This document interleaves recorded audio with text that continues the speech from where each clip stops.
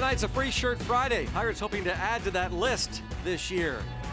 List of world champions so far on that t-shirt that's given away tonight as the Pirates welcome in the surprising Colorado Rockies. The first of a 3-game series. Pirates finished off the Braves last night with an 8-2 victory, took that series. Greg Brown, John Wehner, and Robbie Ince-Mikowski with you. And John, we got a chance to see a guy who continues to develop, continues to wow us. Gregory Polanco, the home run the other way, the triple off the Clemente wall and right. He just keeps getting better and better. And you can see it in his eyes, the way he moves around in the batter's box, the confidence that Gregory Polanco has. Look at this. This is a 3-1 backdoor curveball from a guy that throws 98 miles per hour. It's a hitter's count. You're supposed to be looking to pull, get the bat head out against the fastball.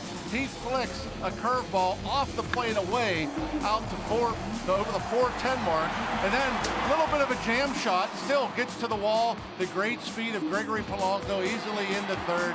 This guy has been incredible and continues to just seem to get better every game. Each of his last 6 hits have gone for extra bases. He has a 6-game hitting streak. Over his last 7 games, batting at a .462 clip. I think he's going to be in that 3-hole for quite a while. Yeah, he fits in there perfectly. And you know, it's another thing. Not only is he batting third and he's slugging the way he is, the average is up, the RBIs. McCutchen's in front of him. Yeah. Nobody wants to face Gregory Polanco right now, so true. McCutchen should get a lot of good pitches there. Yeah, that's a great point. We'll see if that doesn't happen tonight as the Pirates welcome in the Colorado Rockies for the first of a 3-game series. Well, Garrett was king on Sunday when he silenced the Chicago Cubs. Garrett Cole takes on the Rockies.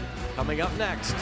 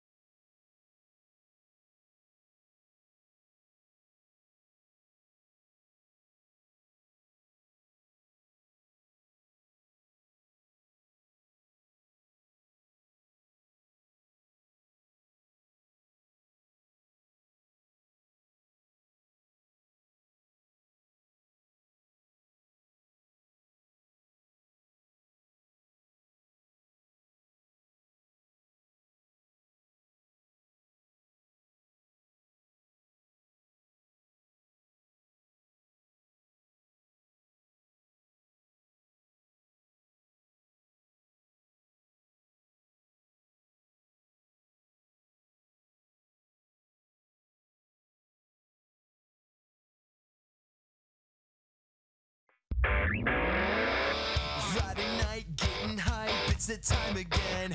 Turn my hat, looking fast, turn it up to 10.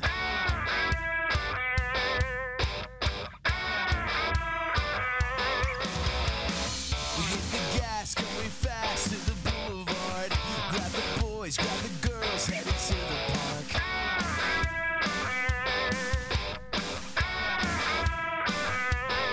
And you can second guess we're better than the rest.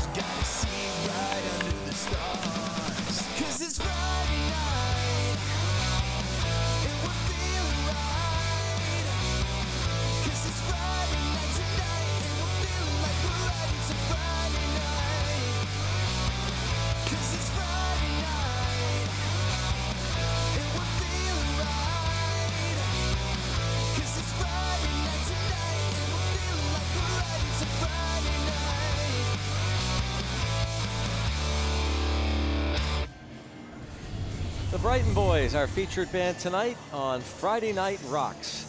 And Garrett Cole on the mound for the Pirates, and he was rocking his last start on Sunday. Maybe his best start in some circles, they believe, as a big leaguer. 8 innings of 3 hits, shutout ball, no walks, 7 strikeouts against the Cubs. This is the lineup he will face against the Colorado Rockies, brought to you by Honda. They are 20-20 under Walt Weiss. Charlie Blackmon followed by Trevor Story. You know all about his story. 7-game hitting streak currently, batting at a .367 clip for the rookie. Nolan Arenado follows. Then Cargo, Mark Reynolds, the veteran, at first. Gerardo Parra in left.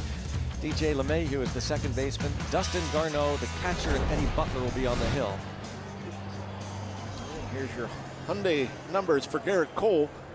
ERA down to 3.05 after that gem against the Cubs last week. This will be an interesting series. The top 2 hitting teams in the league, the Pirates and the Colorado Rockies, and a first pitch strike.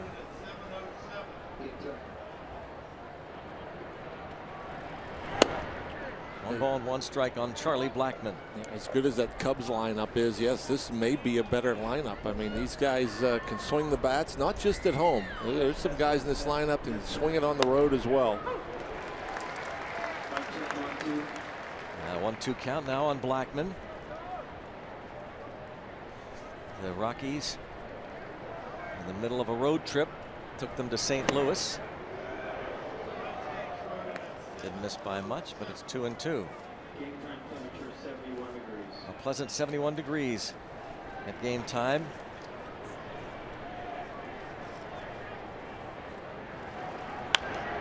Blackmon slaps it foul. The overshift. Pirates have 3 infielders on the right side. And keep David Freese at the shortstop position.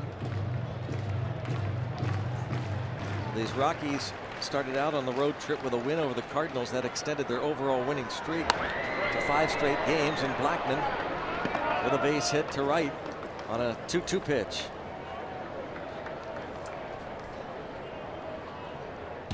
So David Freese, you just saw our Honda defense. Jordy Mercer, his partner on the left side of the infield. Josh Harrison, John Jaso on the right side. It's Marte, McCutchen, Polanco in the outfield, left to right. Francisco Cervelli, yesterday off, returns to the starting lineup.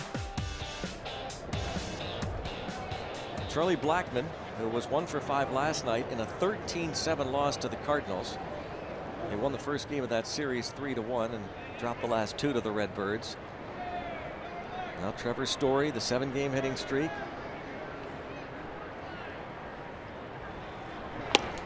The Pirates faced these Rockies late last month and won the first 3 games of what was supposed to be a 4-game series, but the finale was rained out. The Pirates will go back to Coors Field for 1 game, June the 9th.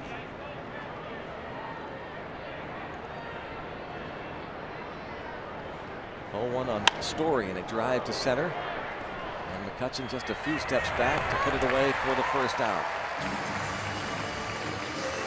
And that'll bring up Nolan Arenado, and we will get to our Rivers Casino tips to win. A repeat performance from Garrett Cole. You hope that he can duplicate what he did in last Sunday's game against the Cubs. He gave up just 3 hits through 8, already 1 here tonight. And you hope for a big night from Andrew McCutchen. Talked about Gregory Polanco in the open and the great things Polanco's doing, and you have to wonder that McCutchen is going to almost have to be pitched to, and you hope that he could take advantage with big Gregory Polanco swinging the bat so well. Charlie Blackmon has 3 steals and 4 tries, so Cole pays attention to him, but can't lose sight of the man at the plate. Having another strong season. Nolan Arenado with 13 home runs, tied with Yoenis Cespedes for the National League lead.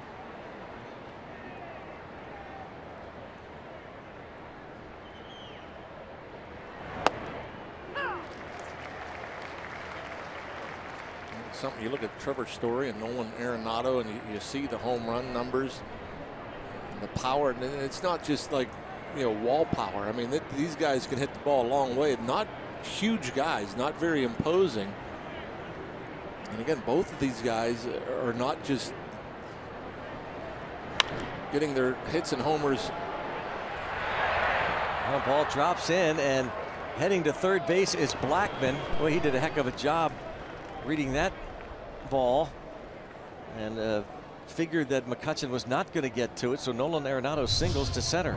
Yeah, that's preparation before the ball's even pitched. As a base runner, you know where the outfielders are. You look around, you see the contact off the bat, see that it's not hit that hard.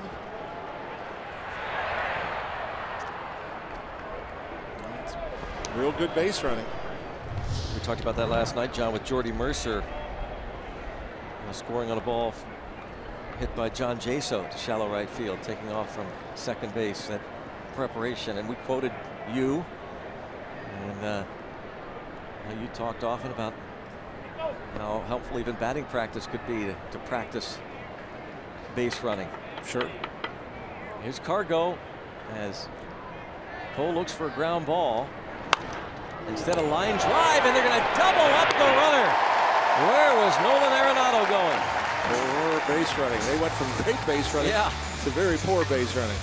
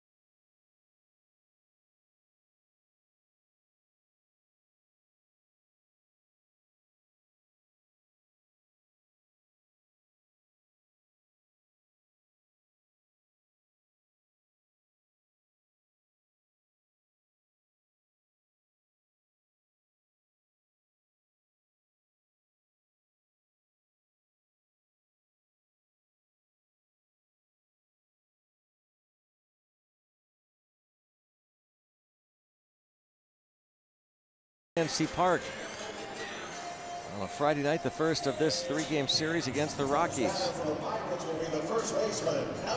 John Jaso will be leading things off against Eddie Butler. We'll have four starting lineup. Jaso, McCutchen, Polanco, with Marte back in the cleanup spot. Francisco Cervelli, David Freese, Harrison, Mercer, Cole.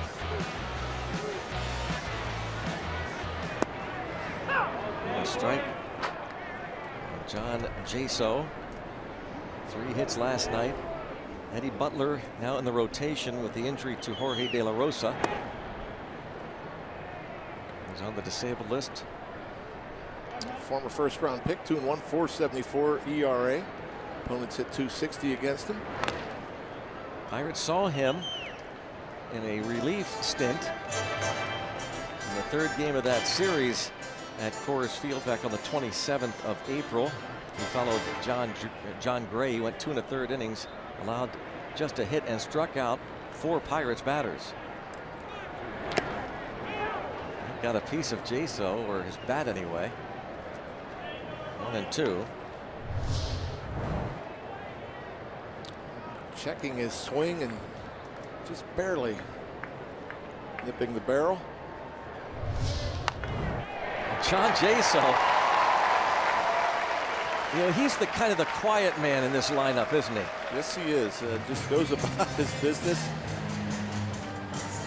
Yeah, it just looks for a pitch to hit, puts a good swing on it. You very rarely see him chase out of the zone. He gets a slider down. Stays inside it. Another line drive. Hitting over 500 on this current homestand.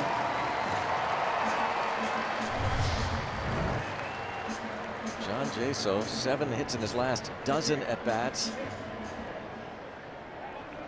Leadoff single now, Andrew McCutchen.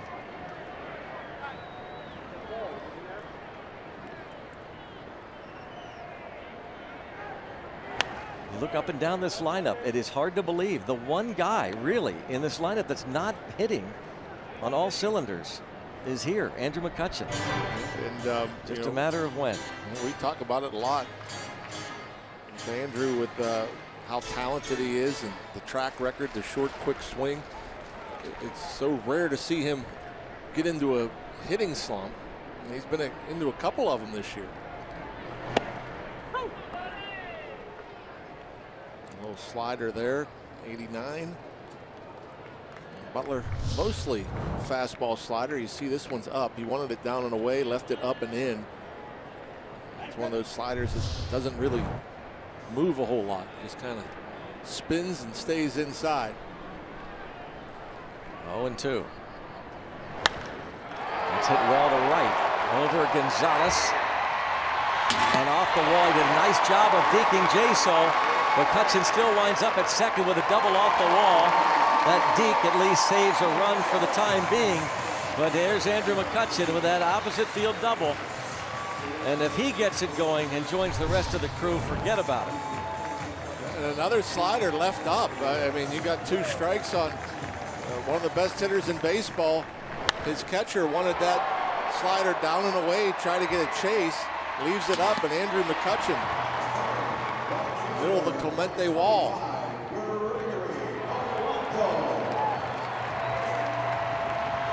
He got John Jaso to stop and retreat.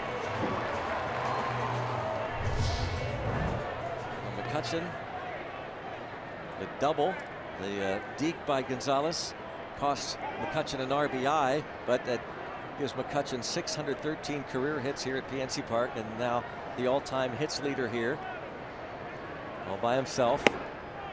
Here's Gregory Polanco.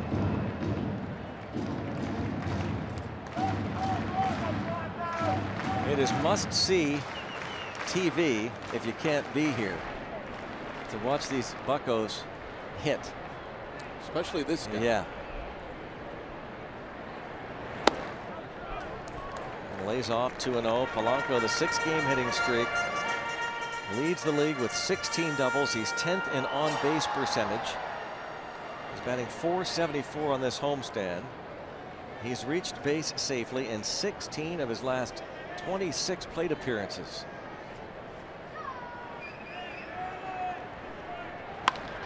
And that will get a run home. RBI Polanco also moves McCutchen. 1-0 Pittsburgh. And I was wondering, with the 2-0 count, does he get a fastball? Does he get a strike? And does not get the fastball. Got a breaking ball, but does the job. And I'm wondering if they were going to pitch around him with first base open. A right-hander and Marte is coming to the plate now on deck. But that's all you want. Get him over, get him in.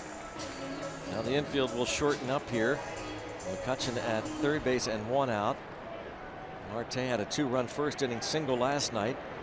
Now with 16 RBIs on the season, and he's 10th in the league in batting at .324.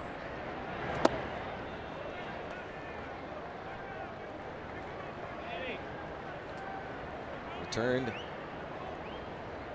after 3 days on the paternity list.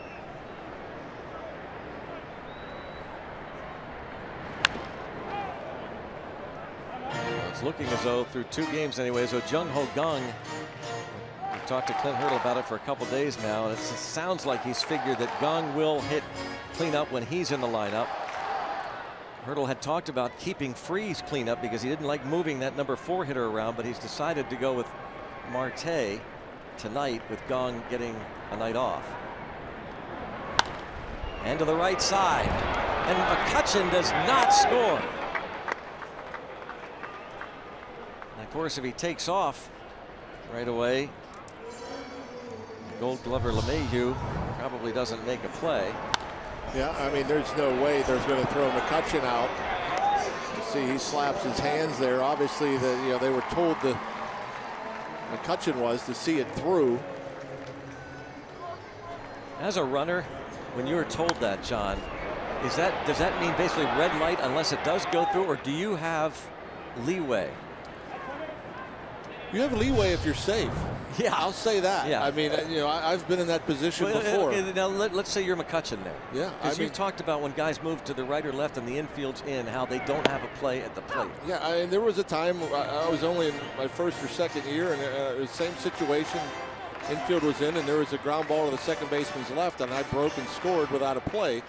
And Leland came up to me and said, "What are you doing?" And I said, "Well, there's no way he can go 2 steps to his left, catch it, and turn and throw me out."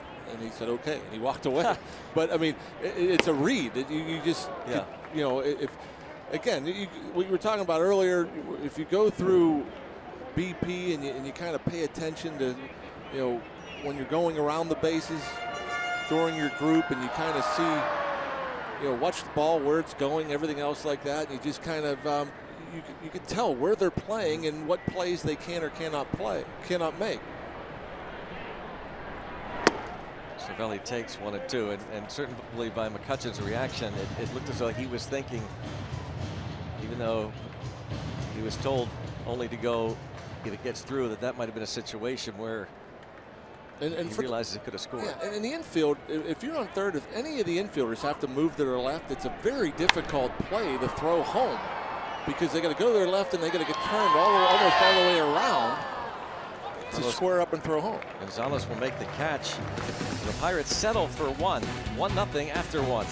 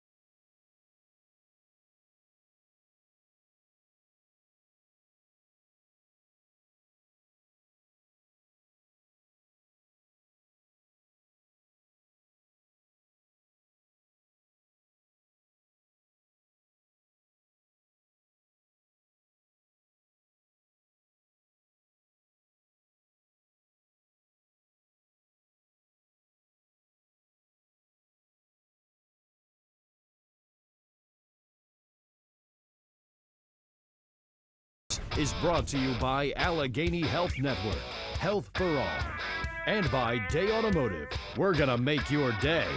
Let's go Bucks! It is a 1-0 Pirates lead. First of this 3-game series against the Rockies. Happy for the 1 run. You feel like you probably could have gotten 2, and you should have. Again, Carlos Gonzalez cost them a run initially by deking Jaso. And McCutchen did go to third on the ground ball by Polanco, but credit Eddie Butler and the Rockies getting Marte to hit that ball on the ground, and Cervelli fouled out. So 1-0 on to the second, and Mark Reynolds at the plate.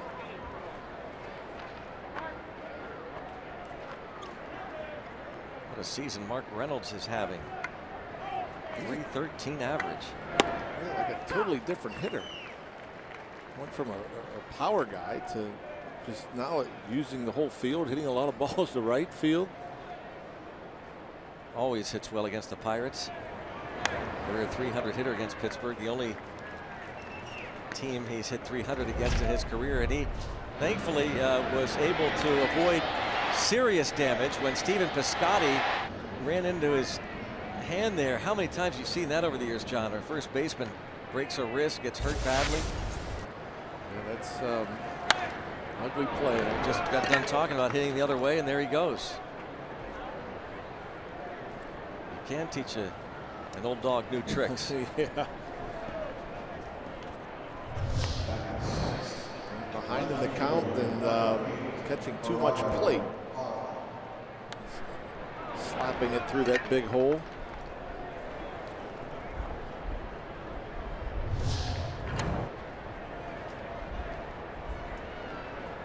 Reynolds, who was 5 for 10 in that series at Coors Field against the Pirates.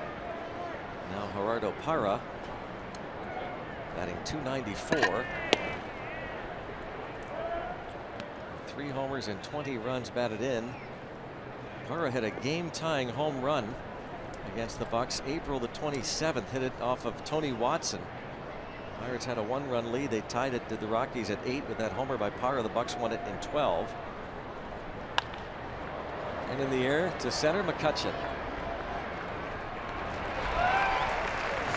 One away. It will bring up DJ LeMahieu. We invite you to come out and see the Buccos take on these Rockies for an afternoon game tomorrow, 4:05. First 20,000 fans will get a Raise the Jolly Roger bobblehead presented by Allegheny Health Network. For tickets, go to pirates.com. It's a 4:05 start, and the first 20,000 fans get one of these Raise the Jolly Roger bobbleheads.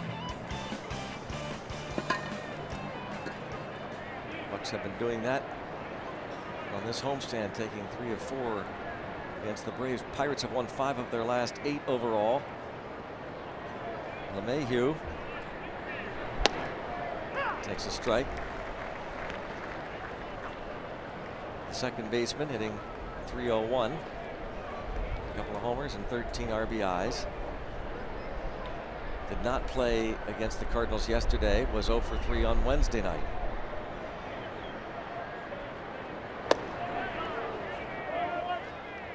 And 1-1.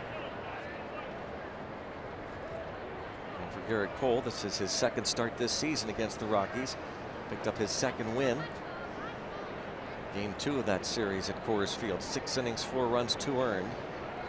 Gave up a home run to Nolan Arenado in that game. Hard breaking ball, and 1-2 on LeMahieu.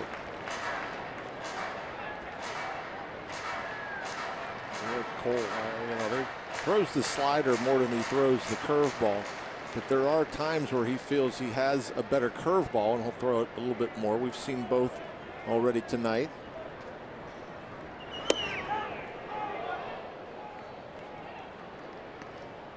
Two and two. And when you get a hitter looking at that pitch or looking for that pitch, that fastball in, it makes the slider curveball even more effective. About 12-3 against the National League West for Garrett Cole since the start of 2013. Line drive. How about double play time? John Jaso. He has been Johnny on the spot. LeMahieu doubled up. The Bucco first baseman goes up to get it. Back-to-back innings.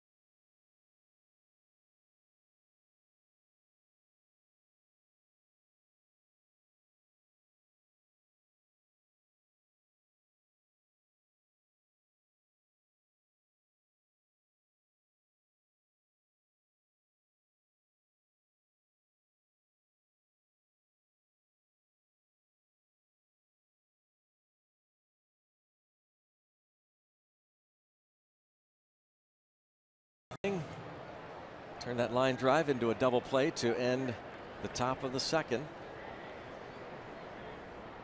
David Freese will lead things off.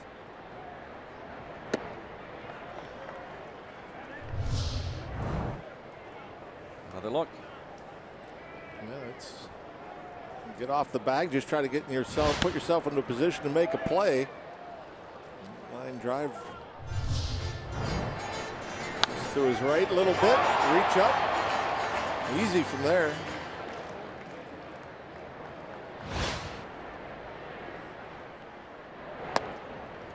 Probably the toughest thing about the play, Greg, is expecting the ball. You know, with a right-handed batter, you just don't expect balls to be hit over that way. You know, same with third baseman.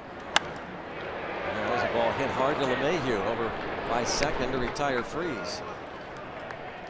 And with the line drive double play at the end of the first, kind of the same thing on the other side. You know, David Freese over at third base gets the line drive from the left-handed batting Carlos Gonzalez. I mean, you can go a week without seeing that.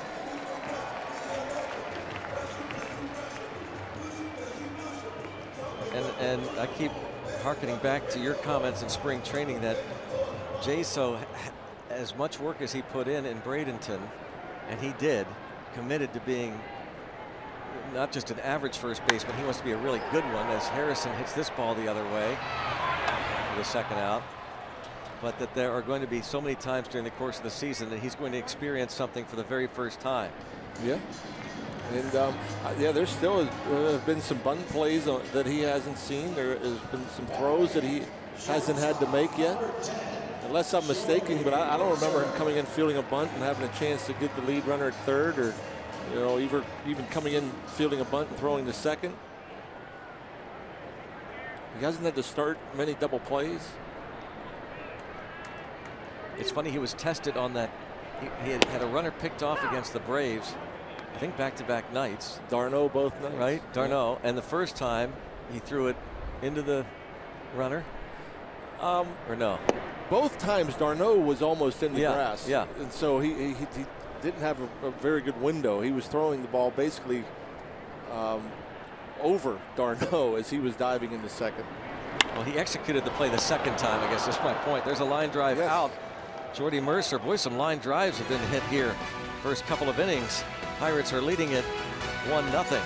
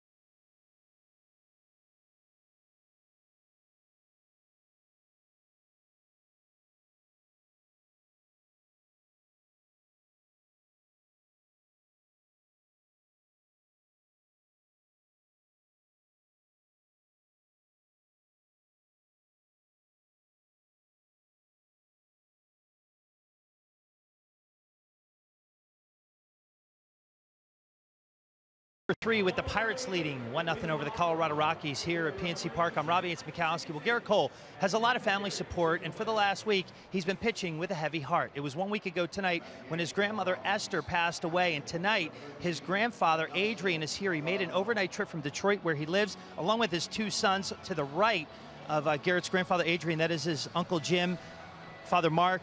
You can see a part of him on the left right there. And Garrett, his grandfather said, that intensity that you see that my grandson pitch with day in and day out, that is something he gets from his grandma Esther. So our best wishes go to them. At the age of 93, Grandma Esther passed away. She was laid to rest on Tuesday, Greg, and here's Garrett pitching for her tonight. That's what his grandfather said.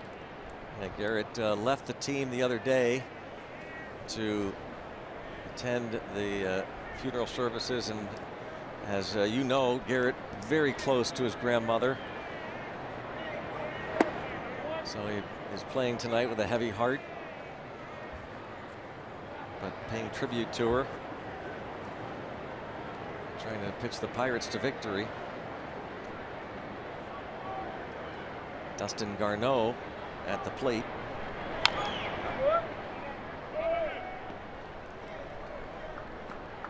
Garneau 2 for 4 with an RBI on Tuesday. They have had a handful of injuries, these Colorado Rockies, including Nick Hundley back on the disabled list, their starting catcher. And now it is 3-1. So Garneau starts behind the plate tonight.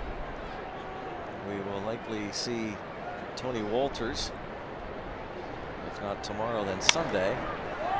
And a fly ball, shortstop Mercer. 1 out.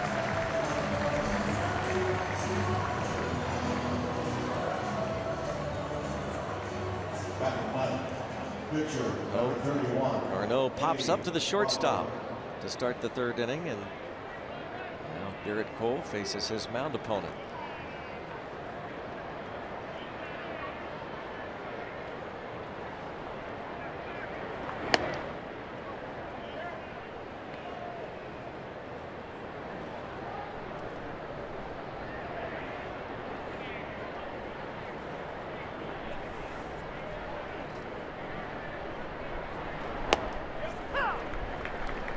One ball, 1 strike. Cole, his 3rd career start against the Rockies. And Butler drops down a bunt. And Cole able to make the play. Nicely done. No panic. Just get over there. Take your time. Shuffle it off. 2 up and 2 down. I don't like when pitchers do this, though. Try something different to try to get on base, but bunting to the first base side, that's the side Garrett Cole's kind of falling off towards. So easy pickup, easy flip. And looking for an easy inning. Charlie Blackmon started this ball game with a base hit to right. Pirates didn't see Charlie Blackmon when the team was in Denver at the end of last month. He was out on the DL with turf toe. See his season average, playing in his 28th game of the year. The Pirates have won 7 straight games over these Colorado Rockies, and over the last 3 years they've won 13 of the last 16. The former Rockies manager Clint Hurdle. 0-2 on Blackmon.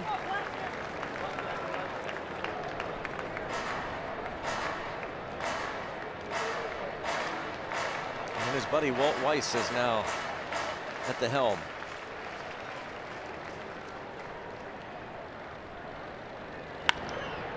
Blackmon the other way. Near the line. And just foul. In that first inning, leading off the game, Blackmon had a 2-strike count. Garrett Cole actually threw him a pretty good curveball that he lined in to right field. This time a 2-strike pitch, went with a fastball up and away and just slices foul.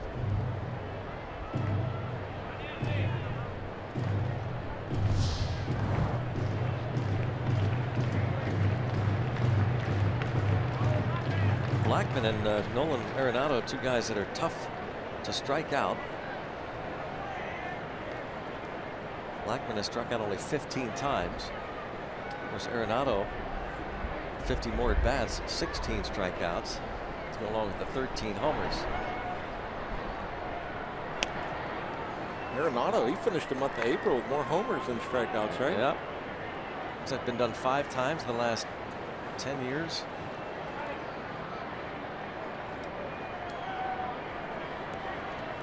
One ball, 2 strikes. 96 missing to Charlie Blackmon, 2-2.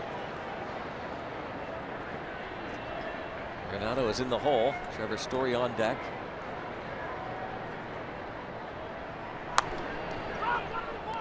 Fouls it off. Home plate umpire Corey Blazer. Doug Eddings is the first base umpire. And the crew chief at second is Jeff Nelson, with Ben May at third. There's the crew chief, Jeff Nelson. First of 3 with the Rockies. National League West. Bucks have done good work against this division. And a fly ball, shallow left center field, and it drops. Boy, it seemed like that was up there forever. Yeah, surprising. I know for one, Marte was kind of playing him more straight up and left. He moved over after he sliced the ball foul.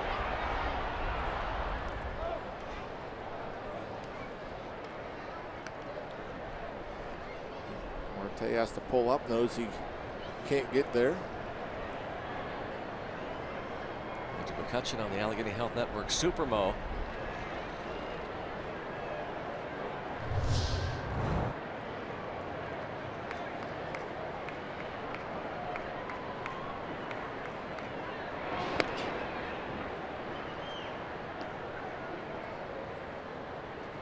Garrett a little bit frustrated, but he had a couple line drives, hit true. right at guys that ended up as inning-ending double plays.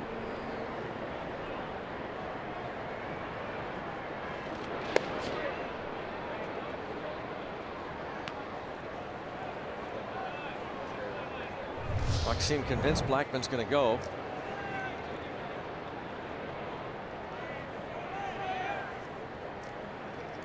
Blackmon swiped 43 bases last year, caught only 13 times. He was third in the big leagues, and there he goes. Oh, one hopper and out at second base. Boy, that's a big jump too, a very big jump. Garrett Cole not real quick to the plate. Cervelli, the quick release, the perfect one-hop throw, and it had to be perfect.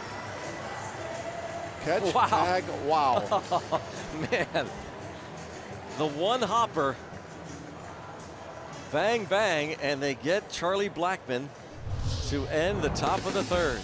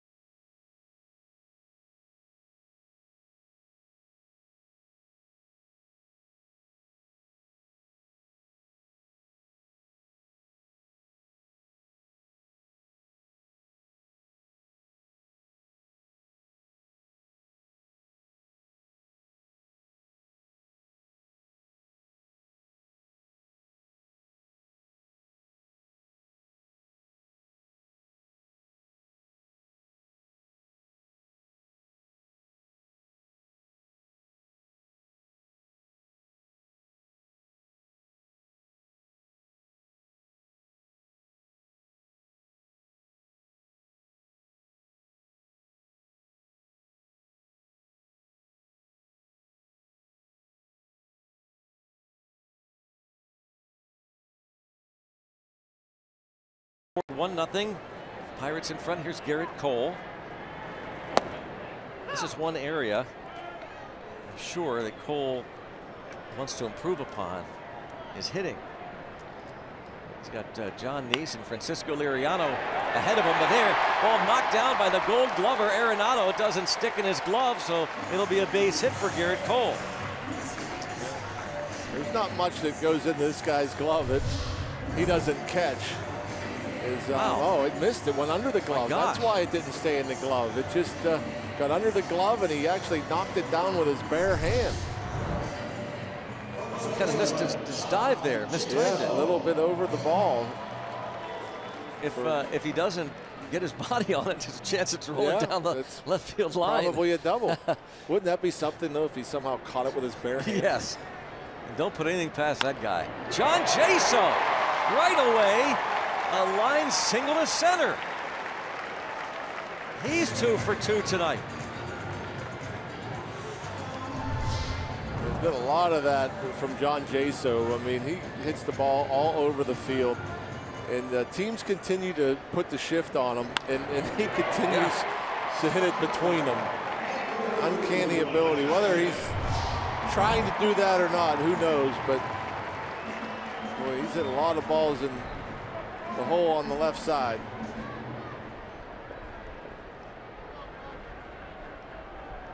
Positioning the fielders there, Stu Cole. Here's Andrew McCutchen. Doubled off the Clemente wall in right. And ball 1.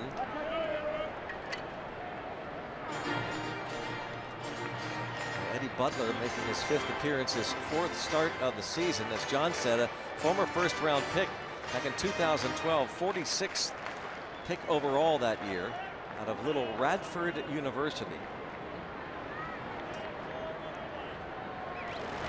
Radford, Virginia, just a few miles south from Blacksburg, home of Virginia Tech, the campus. And that little school has now produced 3 big league pitchers. Former Rocky Ryan Spire, who pitched for a handful of years.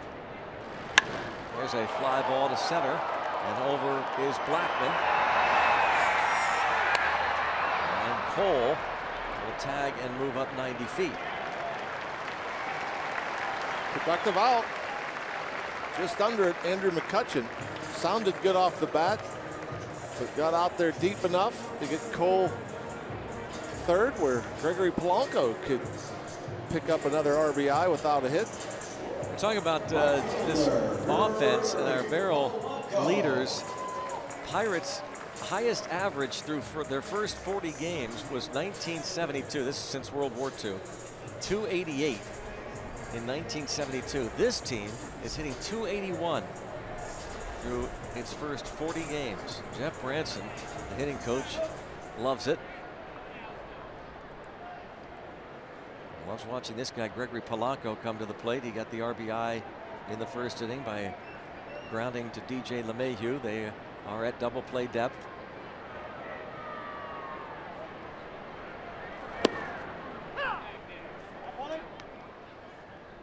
The other pitcher, by the way, that went to the big leagues from Radford University was Phil Leftwich, former Angel back in the mid-90s. And then Eddie Butler, the third pitcher to hail from that school.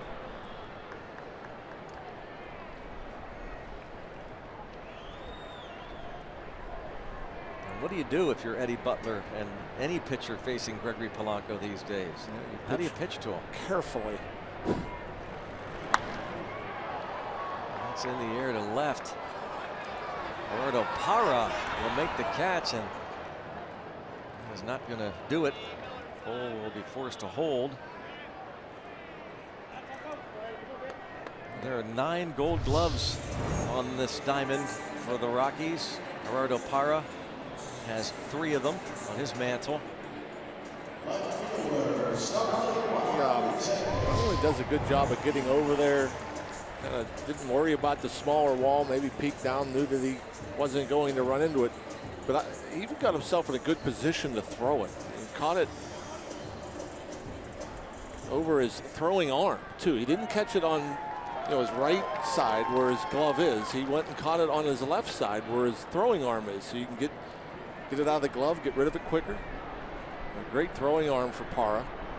2 Gold Gloves for Parra, 2011, 2013. And a Gold Glover at the plate now in Starling Marte. Carlos Gonzalez has 3 Gold Gloves. DJ LeMahieu, the second baseman, 3 consecutive Gold Gloves for Nolan Arenado.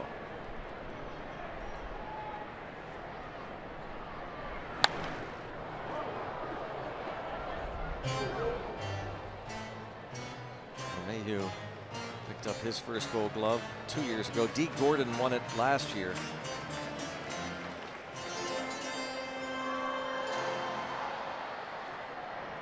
He had Troy Tulowitzki patrolling shortstop for years. Charlie Blackmon. People that watch the Rockies every day say he's Gold Glove deserving in center. And we've watched Mark Reynolds transition to first base. I don't know there's a better defensive first baseman in the National League. Yeah. He makes phenomenal plays over there. He made a lot of good plays against the Pirates when we were in Denver. Still 1-2 on Marte.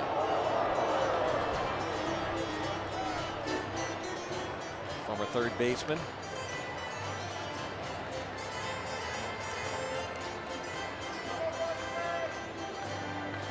And holding on, the former catcher, who has transitioned quite nicely to that position.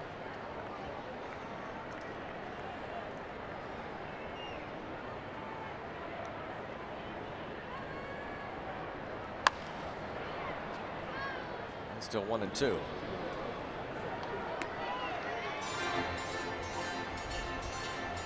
Marte 16 runs batted in.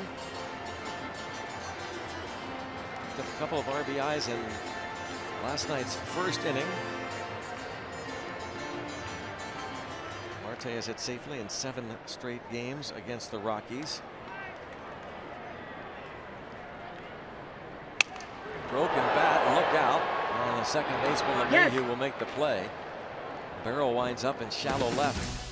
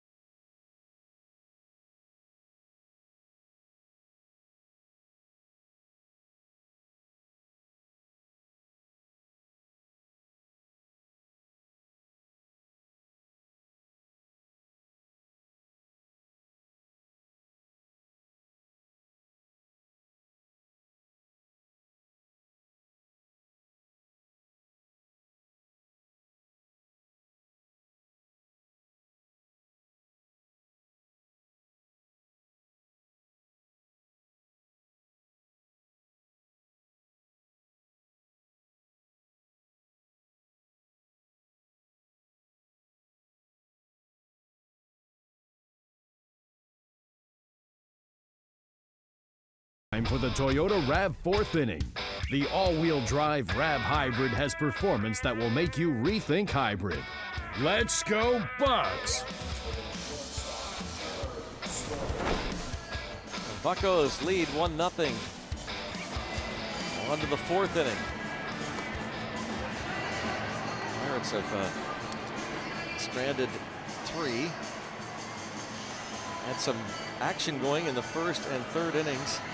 Back-to-back leadoff hits. Jaso in the 1st inning, the single. McCutchen doubled off the wall. They scored a run out of that, but Garrett Cole and John Jaso lead off the bottom of the 3rd with hits. Can't cash that in. Meanwhile, the Rockies have had at least a base runner in each of the first 3 innings against Garrett Cole, who will face the 2, 3, 4 hitters in this Rockies lineup: Trevor Story, Nolan Arenado, and Carlos Gonzalez.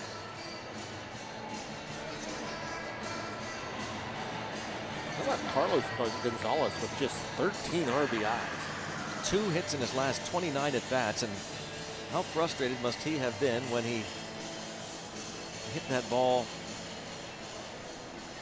in the first inning, lined it hard the other way, but right at David Freese, and was turned into a double play.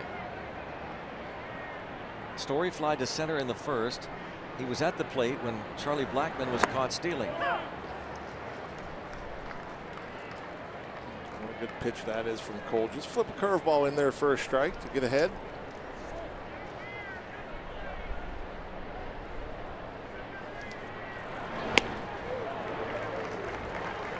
Story has put up some historic numbers. Most extra base hits, first 39 career games. Look at this list. Since 1913, he joins the likes of Joe DiMaggio, Ryan Braun, Mandy Brooks, and Roy Weatherly. Not real sure about their history, but we know the others. Weathers played in the 30s. Mandy Brooks was a Chicago Cub in the 20s.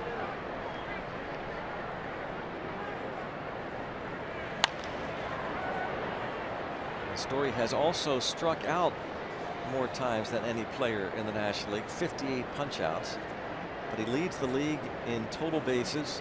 He has the 4th highest slugging percentage. He's 6th in RBIs, tied for 2nd in homers. He homered last night. He might have broken his bat on that one. Shallow center, McCutchen, 1 out.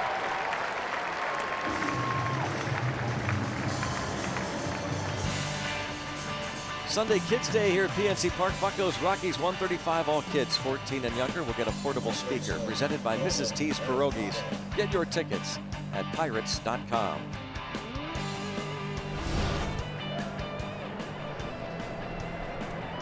Kids on hand tonight.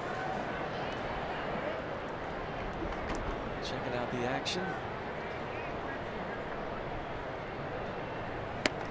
There's Nolan Arenado, who singled to center field. Comes to the plate with 1 out in the 4th. Arenado turned 25 years old in April.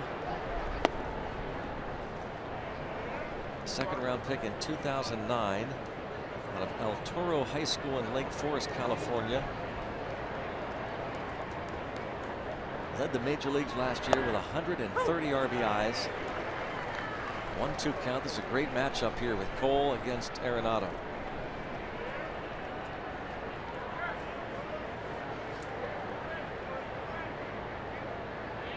Pitcher, very bottom of the zone. And another hit. So he's 2 for 2.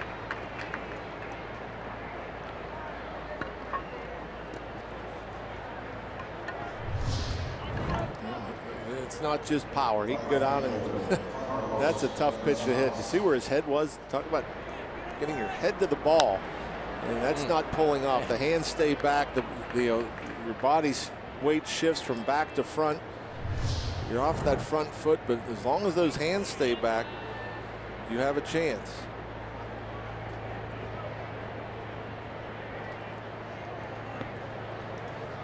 Bring up Cargo.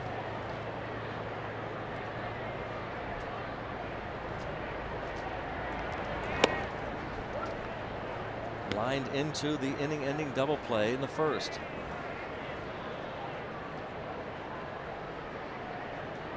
He was 2 for 14 in the series in Denver last month against these Bucks.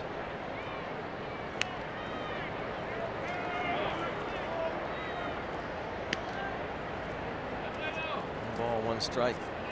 Stay cold. Yeah, please get him out of town. 3 games to be played here. Hard to keep this guy down. 8th year with the Colorado Rockies.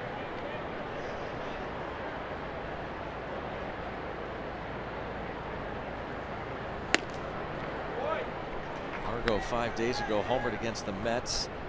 And that snapped a streak of 99 at bats without a homer. That was the longest streak of his career.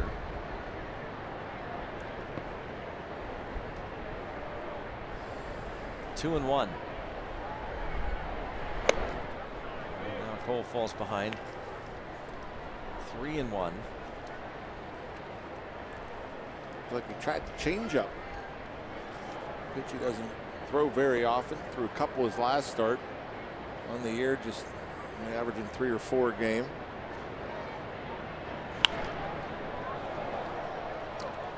It's impressive how he could just add to the velocity. You know, there's times that he's just up there nice and easy, looking for location, throws the ball, 93, 94 miles per hour. But when he wants to, he can crank it up to 97. It's always in there.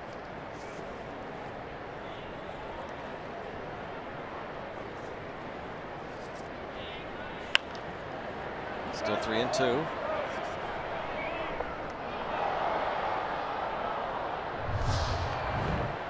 Another fastball at 97. A bit up.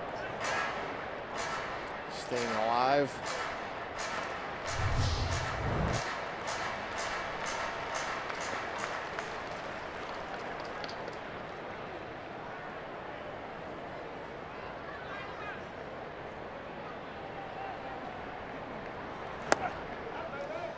And he walks Carlos Gonzalez. That's the first walk he's allowed in his last, going on 13 innings. 2 on with 1 out, and we're going to get to our day automotive this day in Pirates history. This day, 1978, Pirates beat the Expos 6-0 in Montreal. Willie Stargell hits a titanic homer, the only one ever to reach the upper deck at Olympic Stadium. The seat where it landed 535 feet away was later painted yellow to commemorate that feat. Bert Blyleven, completely Game 3 hitter, struck out 8 for the win. On this date in 1978 for Willie, that was his 407th career home run. He hit it off Wayne Twitchell.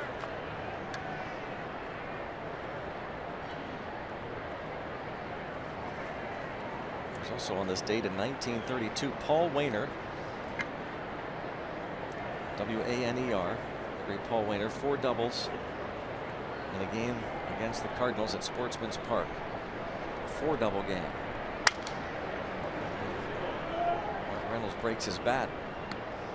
And in 1947 on May 20th, the Pirates and Boston Braves combined for 22 hits, all of them singles.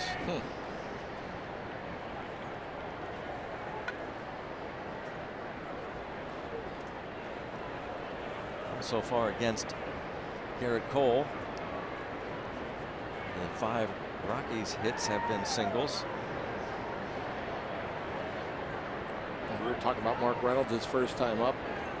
Average is up. Power numbers not there. Just a couple of homers for a guy that's hit a lot of home runs. He still strikes out a lot. And it's 0-2. So I noticed that with the strikeouts. So I looked at his batting average and balls in play. 467. Wow. When he puts it in play, 467. No, that's what they say is not sustainable. No. Those are those sabermetric numbers, the analytics. He's 36 for 77. Wow. And so I looked up Story because we were talking about all the strikeouts he has. He's at 435 on balls in play. And a guy like Nolan Arenado just 345.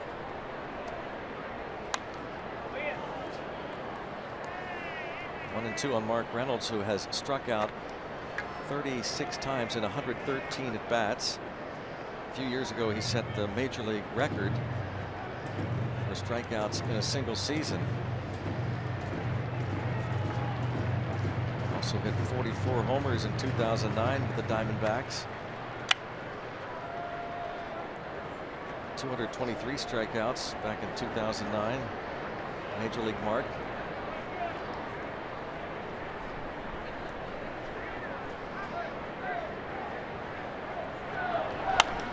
And again he goes the other way to load the bases.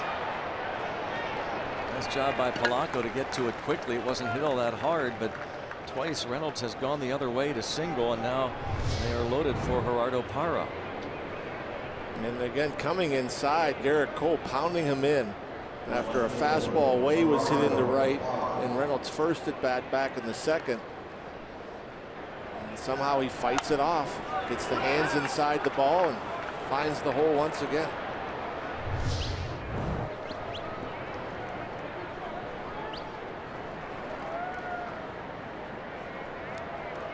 Parra fly to center field in the second.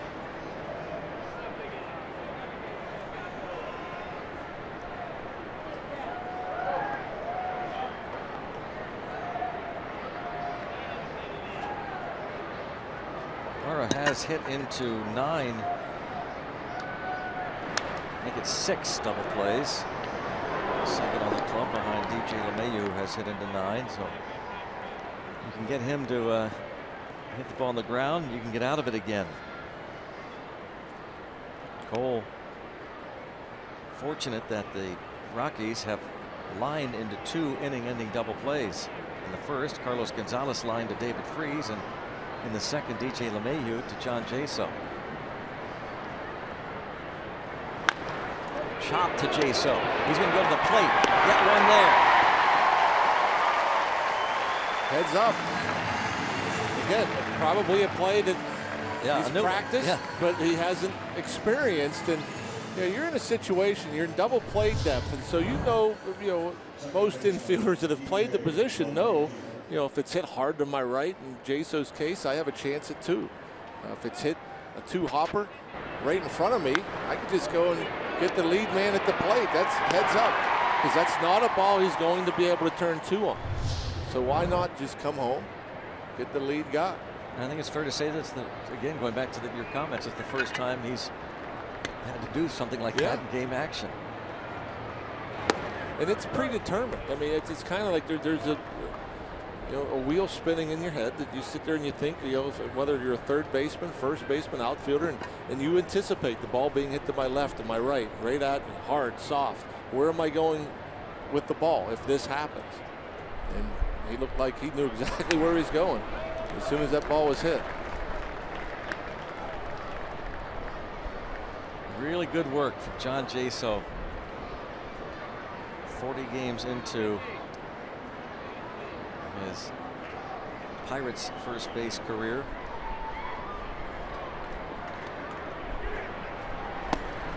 When you tell Dan Potash last night that he's just happy to still have a glove on. Yeah. And he doesn't have to DH. Those concussions took him out of that catcher's position, and in the American League he was DHing mostly the last couple of years, but now able to play defense, be a major leaguer, two-way player.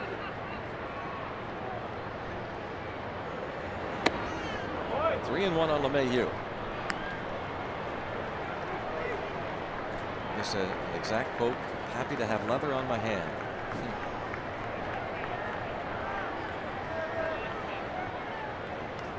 Cole needs to throw a strike here to LeMahieu.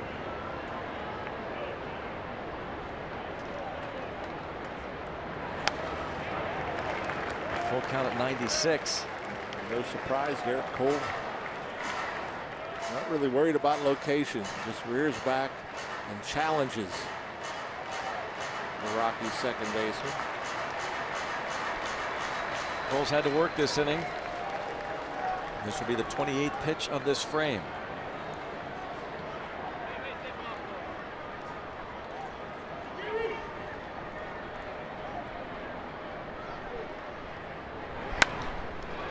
Just foul.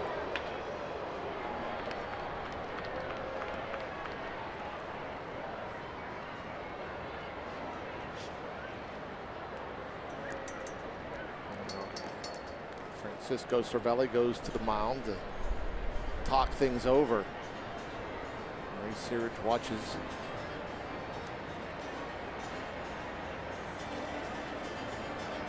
And Garrett Cole, the way he is, and this was his start in Colorado even. Remember, he got into a jam, and he threw 20 some odd straight fastballs, and because he says, hey, if they're going to beat me, they're going to beat my best.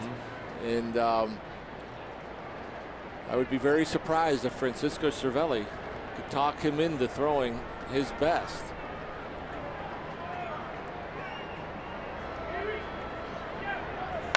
Bounced right side, fastball, his best. Harrison gets him, and Cole gets out of it, and a point to Cervelli.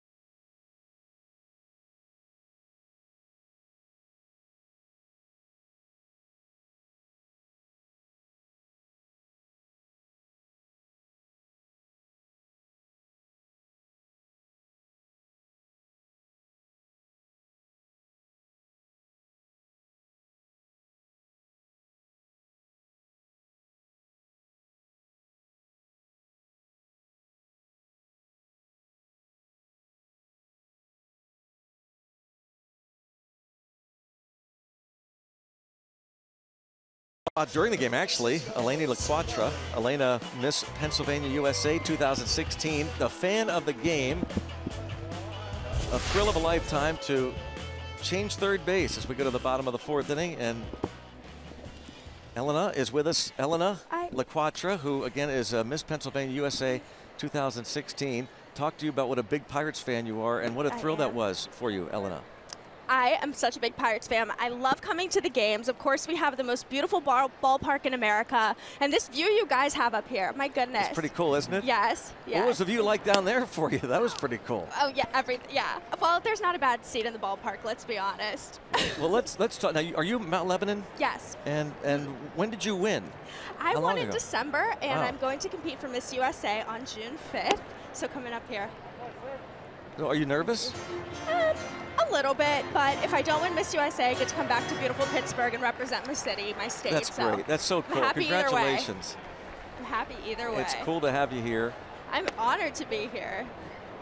Weren't you just on the field a minute ago? Yeah, I was. I made a dash up here, quick dash up here, to hang out with you guys. Changing the bases? I did. I changed third base. It was awesome. Yep. I thought I did a good job. You did a great job. We commented about that. Whoa! Fly ball to center field. You sound like me. Cervelli flies out. Now, isn't it tough to see? I thought that was a home run, didn't you? I was hoping it would be, yeah. You guys must have really good eyesight, huh? Not really. No, actually. But look how well you changed that base. Perfect. Amazing. Perfect. I did do a great job. Indeed. Elena LaQuatra, Miss Pennsylvania 2016. And if you do win in Vegas, then you would represent USA in the Miss Universe? I would, yes, wow. exactly. Is that cool? Yes. So what's the duties of Miss Pennsylvania? Now, what do you do? Well, I actually work, I'm a broadcast journalist. I actually work for WTAE, for the Online Lifestyle and Entertainment Channel. Nice. So that's my real life job. And then as Miss Pennsylvania, I get to do all sorts of fun things like this. I travel across the state, charitable events, appearances, volunteering. I love it. Neat. I really do. Yeah. That is great. It's so cool that, that first of all, it's your one in December, and that you get a chance now to go out to Vegas. And as you said, you still get a chance to represent not only the state, but this area, right? Yes, yes. Pittsburgh's so near and dear to my heart. I'm born and raised. You wouldn't have that to. One. Like, have you guys ever gotten a ball up here that came right at you? No, I tell you, it doesn't get this far back. Maybe like 6 rows down below is as far as it's got. Okay. Oh. Fly ball to shallow right. And the catch is going to be made. My goodness, that was too quick. But wow. Helena, thanks so much and congratulations. Thank you for having me here. This is awesome. Miss Pennsylvania 2016. Helena LaQuatra. Pirates lead 1-0.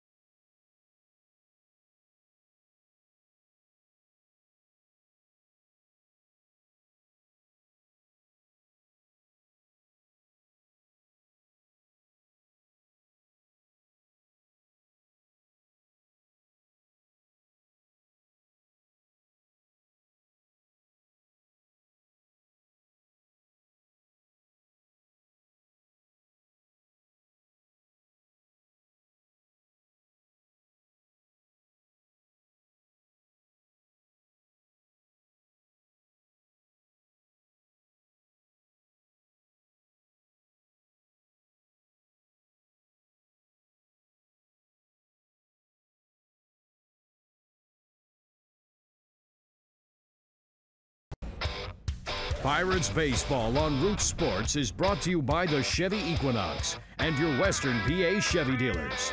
And by Barrel. Check out the Barrel Hot List at barrel.com. Now the only way to buy a car. Let's go Bucks! 1-0 Pirates lead the Rockies as we go to the 5th inning here at PNC Park. Pretty good interview. Right? Our interviewing skills were off the charts there, weren't they? What do you do? What do you do? Our thanks seriously to Elena LaQuatra, and what a lovely, lovely young lady to represent the Commonwealth of Pennsylvania in the Miss USA pageant coming up next month. And she is a Pittsburgher.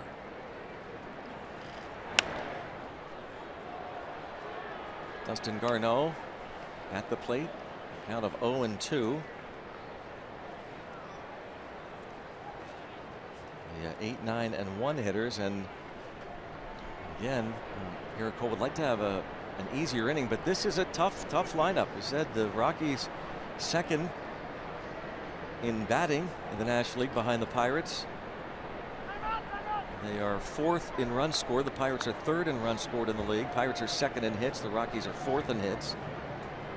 Rockies 3rd in doubles. Pirates are 4th in doubles. Colorado 5th in homers. 2nd in slugging. And the ball hit in the air towards shallow right.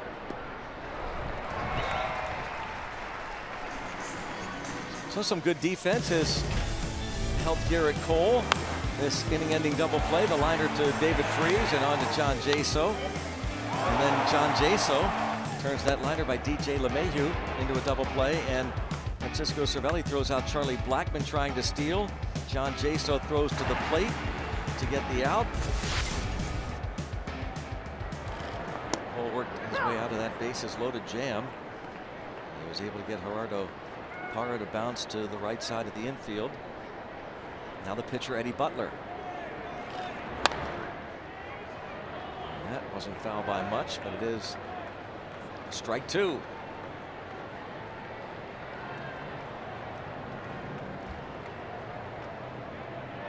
Five-year-old Garrett Cole from Newport Beach, California, was the Pirates' first pick and the first overall pick in 2011 out of UCLA.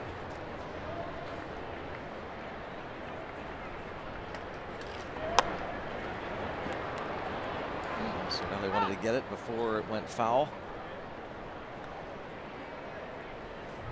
A lot of English.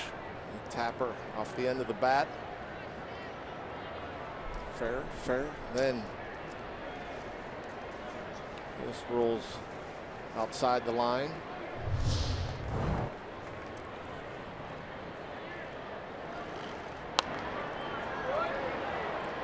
Butler spoils another pitch. It stays 0-2 on Colorado's pitcher.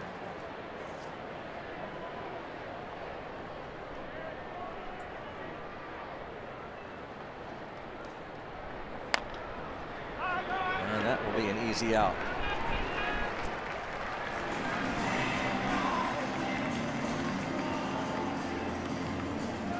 Save big on Pirates tickets with your Dick's Sporting Goods scorecard. You can save up to $10 on tickets for Monday through Thursday home games. Get your tickets at pirates.com/scorecard. 2 more games with these Rockies, then an off day Monday, and the Diamondbacks come in for a 3-game series starting Tuesday night.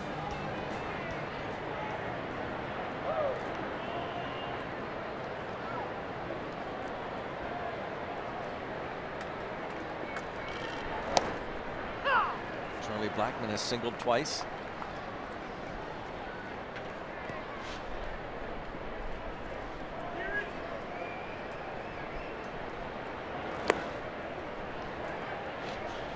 After that long top of the 4th, Garrett Cole with a chance to get through this one quickly.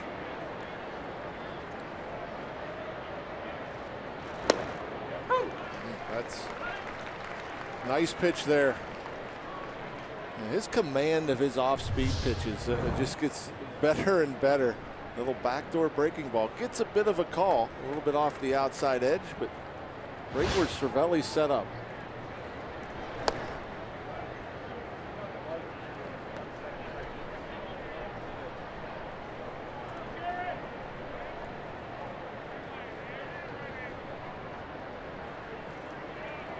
2-2. He's got a couple strikes on Bergman each of the 3 at bats. Bergman lines it to center field. Well, there's the 1-2-3. Top of the 5th for Garrett Cole. A 1-0 ball game. Bucks in front.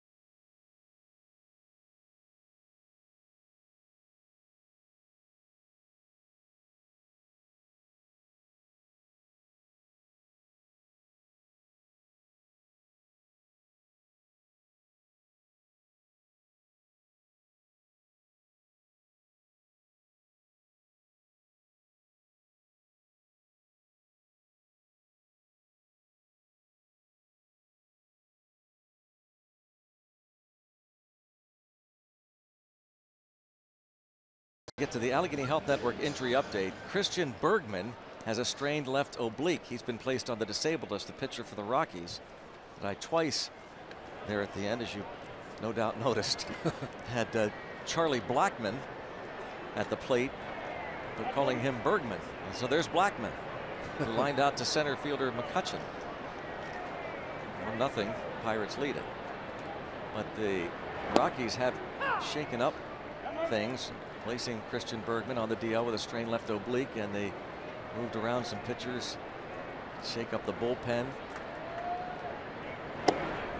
Recalled Miguel Castro, Jordan Lyles optioned.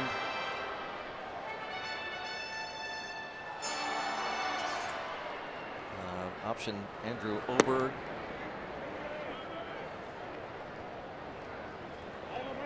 Two and one on Jordy Mercer, who lined out to short in the second. Rockies have to be pleased with Eddie Butler so far.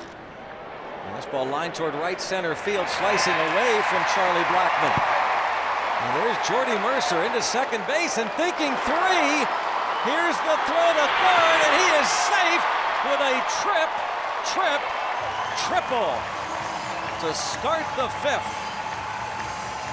Stay hot, Jordy Mercer. He just continues to swing the bat well, using the entire field. Gets a pitch up, out over the plate. Splits the right and center fielder. You see Blackmon already shading him that way. So he gets to it fairly quickly. So I'm thinking Jordy's just going to pull up at second, but you see Jordy here about halfway to second. He's made up his mind. He turns his head and says, hey, I'm going for 3. Infield in, a chance for Garrett Cole to pick up his first RBI of the season. That is Jordy Mercer's first triple since the summer of 2014.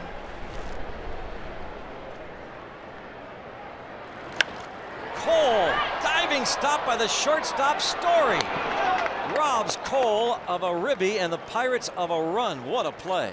Yeah, that's one heck of a play right there. And you know, with nobody out, you're not going to mess around and try to send the runner. That ball even come out of his glove, and fortunate that after it came out of his glove, it didn't trickle too far away.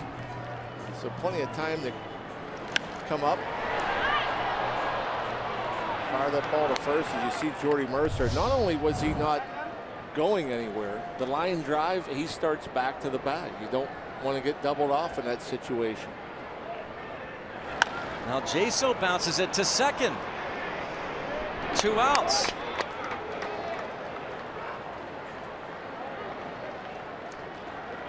A triple by Mercer. Cole hard hit.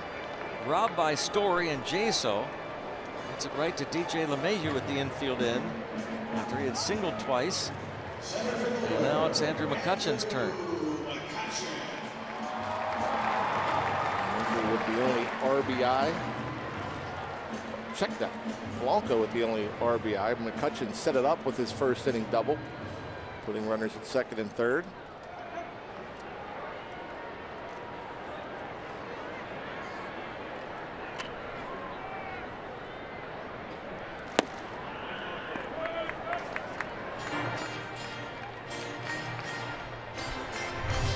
Well, this pitch, because of the way the ball was caught by Garneau, not called a strike. He was set up in, had to reach across his body.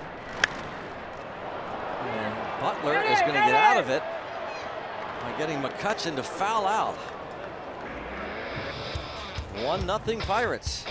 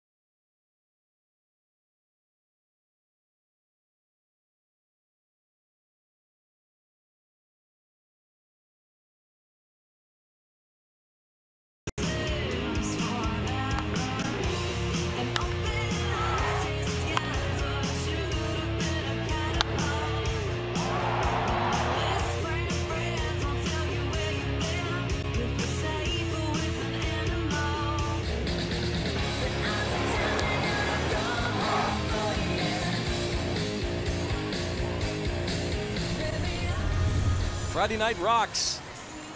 And the Rockies in town. Greg Brown and The Rock. John Wayner with you. And Robbie Ince-Mikowski. And the Renegades, of course, on the Rotunda.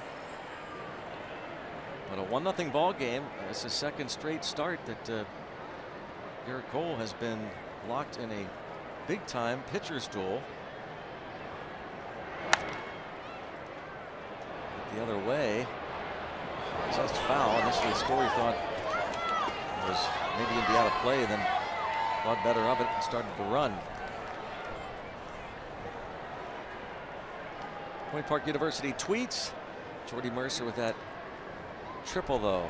Hashtag Let's Go Bucks. Hashtag Mercy Mercer. Hashtag Have Mercer with a triple. And Jordy triple. Nice hustle. Hashtag Let's Go Bucks. The odd innings, the Pirates getting runners in scoring position with nobody out and unable to pick up a hit.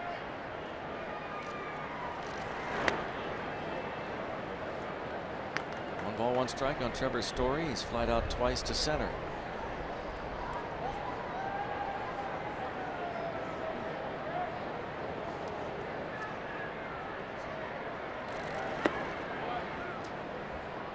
2-1.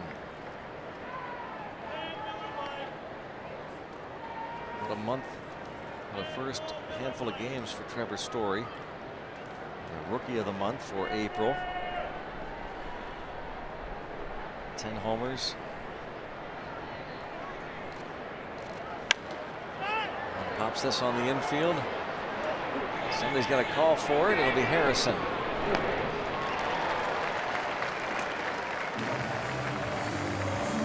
One out. Follow Pirates Baseball live with the MLB.com at-bat app. Stay up to the moment at any moment with game day, live game video highlights, StatCast news, and more. Download MLB.com at-bat, the #1 app for live baseball on your phone and tablet. This is the time of the night when you get those high pop-ups like that in the infield. The ball disappears. You lose sight of it. It gets up. It goes high enough to where you lose sight, and you hope you're in the right spot when it comes back out.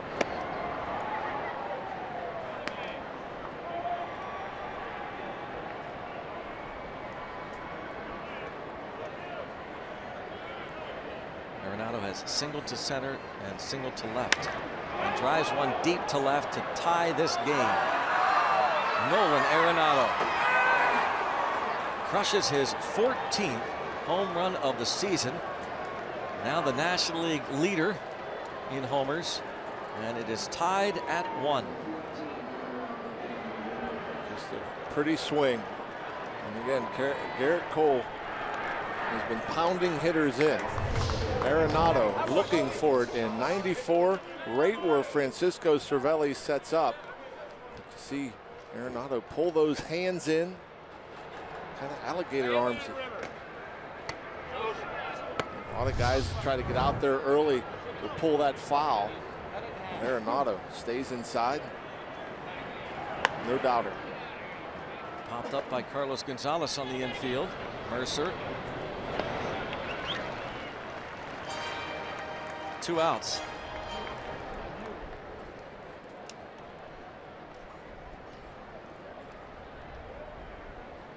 Just the 3rd homer that Cole has allowed this season. And again for Arenado, his 14th. Arenado last year had 42 homers and drove in 130. Mark Reynolds pops a pitch up, out of play.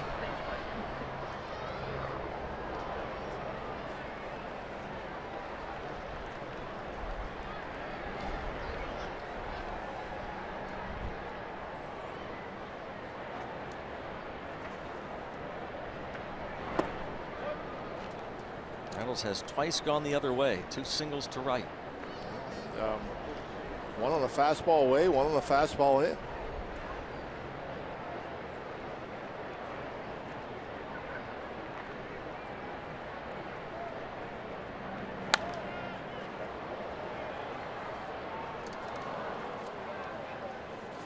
One and 2.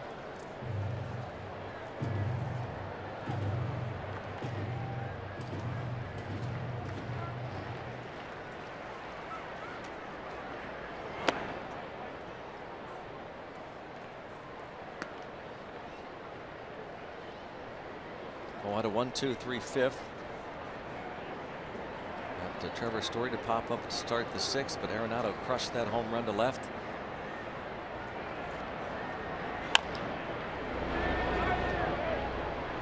And as much as Mark Reynolds strikes out, he doesn't seem to chase a whole bunch, you know? Yeah, I don't get it. I don't.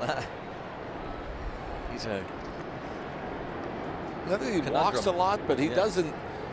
You know, Cole tried to get him to chase a breaking ball, didn't even flinch. And just remembering over the years watching him, see, that's another good breaking ball. I mean, he just got pounded in with a fastball. You think that maybe he'd be cheating, trying to get to it, but thought about it, started the hands, but was able to keep the bat back.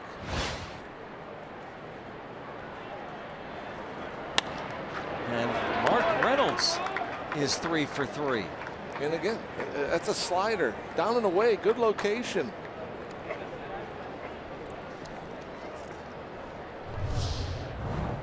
A 3-2 breaking ball. Look where it ends up. It's a borderline strike. Keeps the hands back. Perfectly done.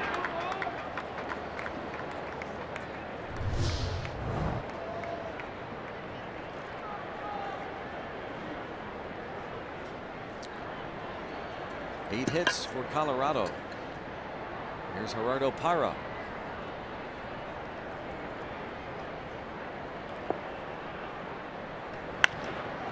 Lines this towards center field, and McCutchen. Final out. A home run by Arenado has tied this one up at 1.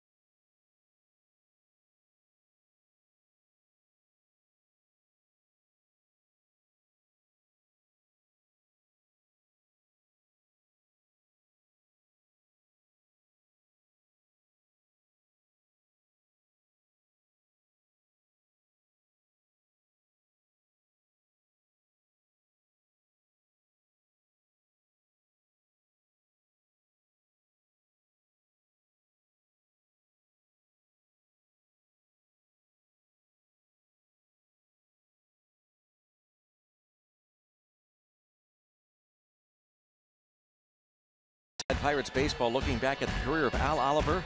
Despite personal struggles, Oliver found brilliant success in Major League Baseball.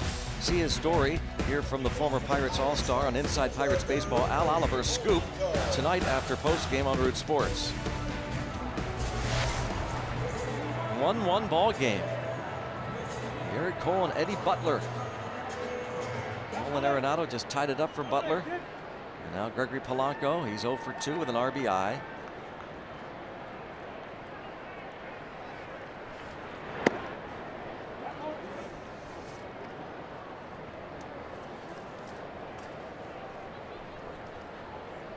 Butler just 59 pitches here in the 6th inning. And Polanco pops this one up in foul territory. You're all right. Meanwhile, Garrett Cole is approaching 90.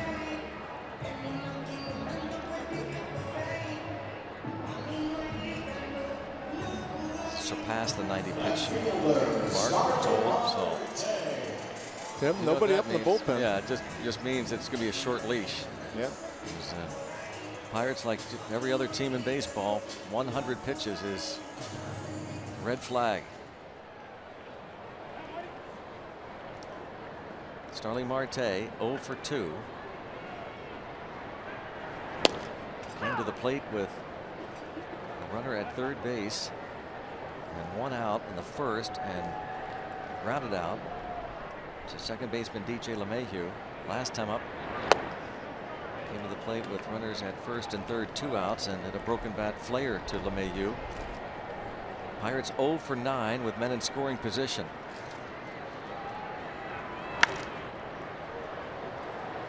And you can see the velocity, not an overpowering fastball. Averages about 92 miles per hour. He has touched 94 a handful of times, but perhaps late movement, something about it that's really tying the hitters up. That's a fair ball off of first base, and Marte will be held to a 1-out single right off the bag. Yeah, normally when you hit the bag, it might kick into foul territory or might help you get a base hit or extra bases. This one actually hurts Marte from extra bases as it kicks it back into fair ground. It's twice in this past week that's happened to a Pirates player. Yeah. One that bounced off the bag right into the first baseman's glove. Yeah. Now Cervelli, he's fouled out to right and flied to center. Butler has done an excellent job against the Pirates, not only tonight. We mentioned his relief appearance against them. 2 1/3 innings of 1 hit, shutout ball, and 4 strikeouts. The only hit against him was a Francisco Cervelli double to right back on April the 27th.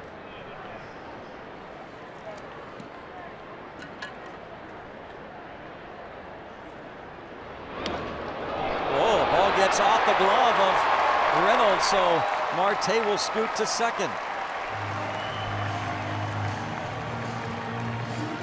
Take advantage. Still looking for that first hit with a runner in scoring position.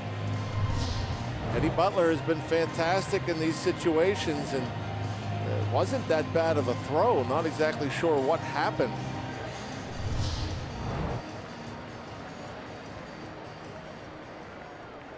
Butler charged with an error off of Reynolds' glove.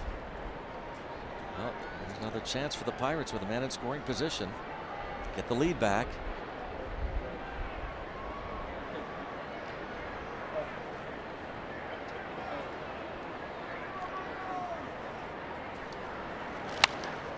Toward the right, but into the seats.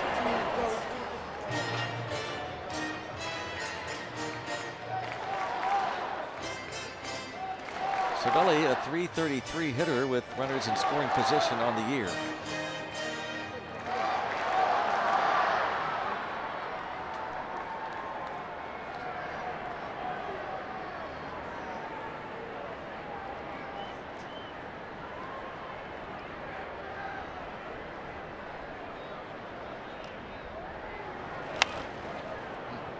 Oh, 1-2. Mike Cole likes to come inside. Eddie Butler. Butler's last time out 6 days ago against the Mets at Coors Field. He gave up 4 runs in 5 innings. That followed a strong start in San Francisco against the Giants. He went 6 innings, a 4-hit shutout ball, and struck out 6 in a 2-0 victory over the Giants. Stays 0-2 on Cervelli.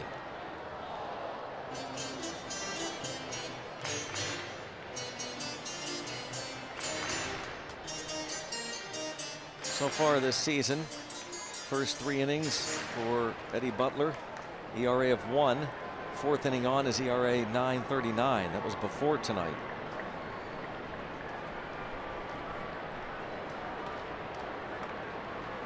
Chesapeake, Virginia native. And Marte almost picked off. You don't normally see this as like a timing play, like there was a sign put on. You'll see a sign to where they'll turn and throw, but you don't normally see like a timing play on the inside move. So obviously Eddie Butler and his shortstop, Trevor Story, had something going on there and almost pulled it off.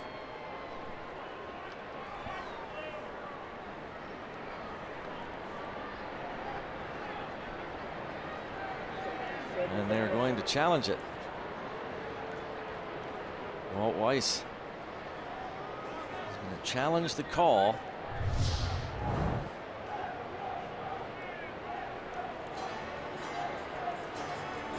Second base umpire and crew chief Jeff Nelson made the call.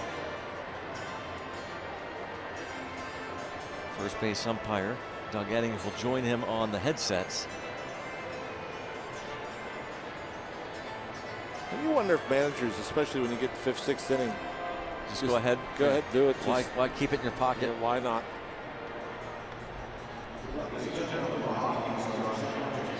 Weiss now in 4th year as the manager of these Colorado Rockies.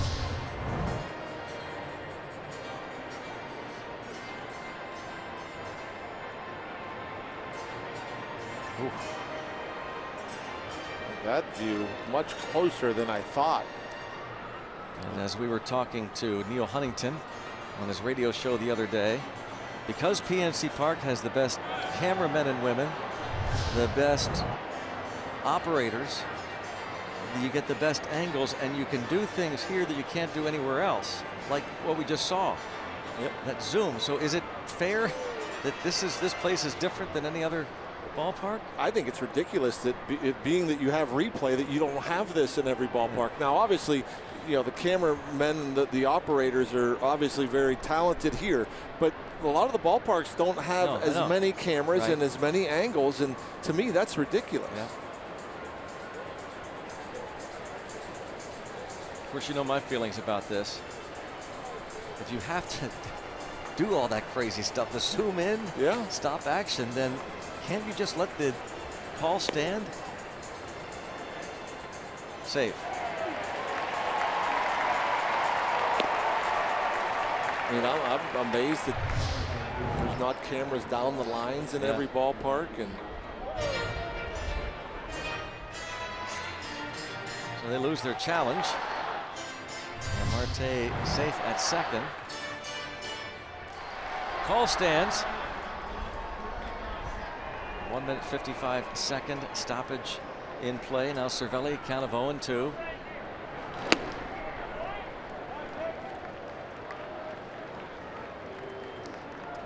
I'll tell you, Eddie Butler just keeps pounding fastball after fastball too.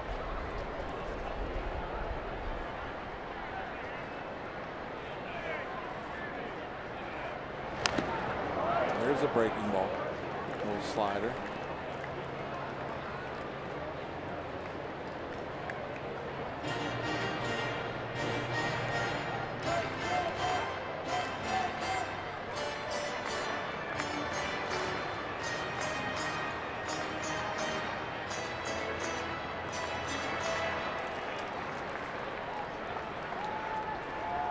One ball, 2 strikes, 1 out. Marte reaching thanks to the error, reaching second. And a big strikeout for Eddie Butler. That is his first of the night. Has to be some kind of deception to that fastball. Cervelli doesn't swing through many fastballs, especially those that are in the strike zone, as you see right on that inside corner at the knees.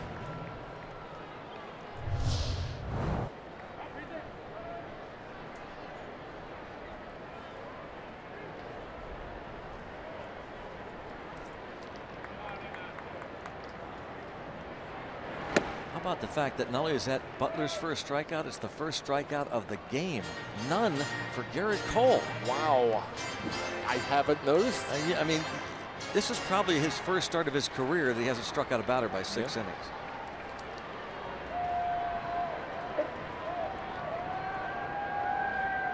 One 0 count on Freeze.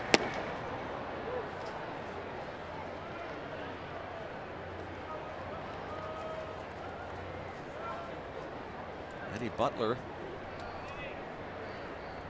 his first start this year as a Rocky was against the Padres in San Diego on the 3rd of this month. On 5 2/3, gave up 5 runs, then that strong start against the Giants. Now 1-2. And had made 16 starts across a couple of stints with the Rockies last year. Went 3-10 with a 5.90 ERA. Made his big league debut June 2014 against the Dodgers. Continues to throw a bunch of fastballs and staying upstairs. David Freeze, look where all these fastballs are located. Up and out.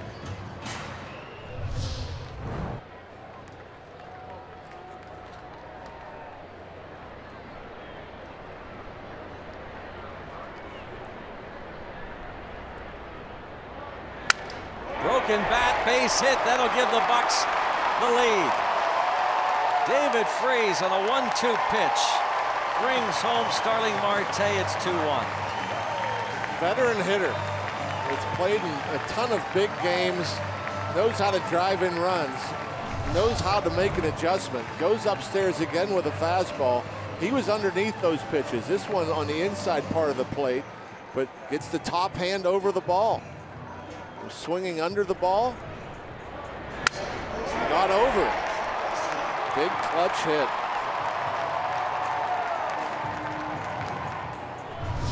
David Freese, the RBI single, hitting over 350 here at PNC Park, brings home Marte from second.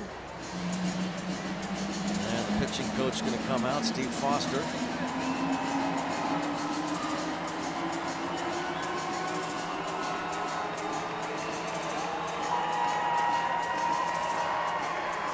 For David Freese, that's his 12th RBI.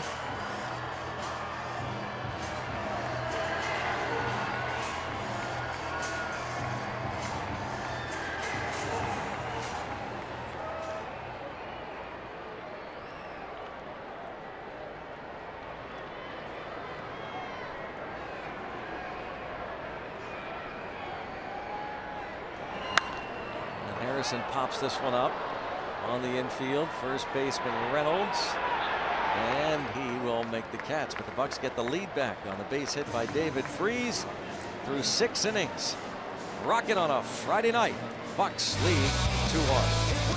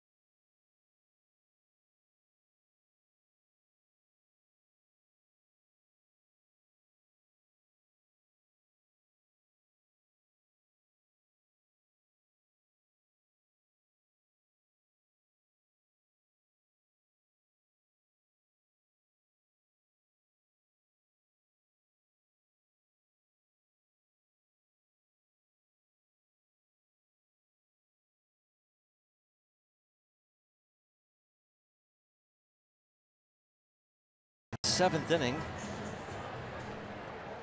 We will see DJ LeMahieu lead things off, and just a reminder, as you enjoy a cold one, to look forward to Miller time later in the game, brought to you by Miller Lite. David Freese, the RBI single, unearned run. Cole has the lead, trying to get through this inning. That would be it for him. He needs to get 3 outs and hand that baseball over to Watson and Melanson. DJ LeMahieu has lined into a double play and grounded out.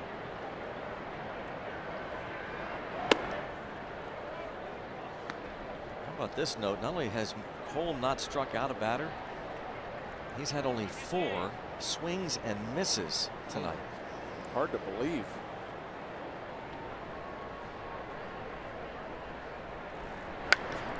Line, and there he is again. Johnny on the spot, Jaso. And you'll take it. I mean, there have been some hard hit balls off of Garrett Cole tonight. He's only allowed the 1 run, the home run by Arenado. But some Adam balls. Here's the second one to John Jaso. Line drive and crossover, reach. Just enough length. Second time LeMahieu has gone that way.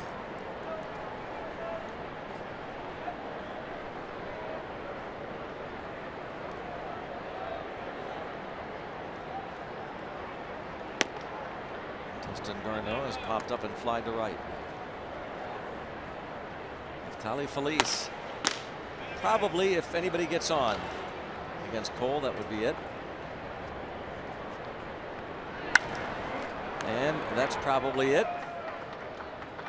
We're going to hear a pinch hitter's name be announced, Christian Adames. Well, he was on deck, and now with the man reaching, Ryan Rayburn instead will be announced as the pinch hitter for Eddie Butler. For the Rockies, number 6, Ryan Rayburn. Will bat for Butler, Ryan Rayburn. You got to hand it to Eddie Butler. He pitched a nice game as well. He did give up a couple of runs, 7 hits. Was able to pitch out of some jams. Well, Clint Hurdle's going to stick with Cole. See if he can't get Rayburn to put the ball on the ground.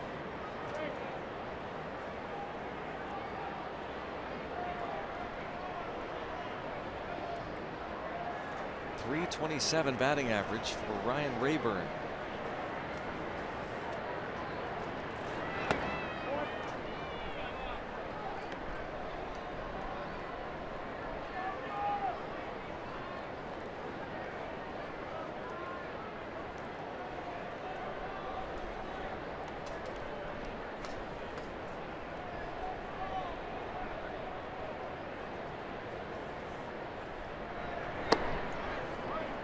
Two and nothing.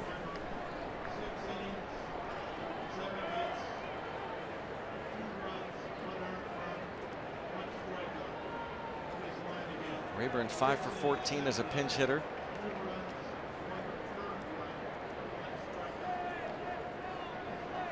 A couple of homers. Ground ball, diving stop, freeze. He'll throw to first to get the out there.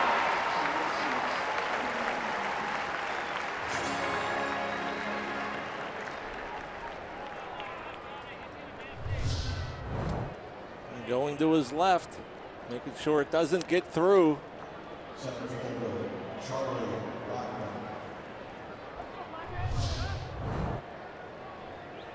Big second out.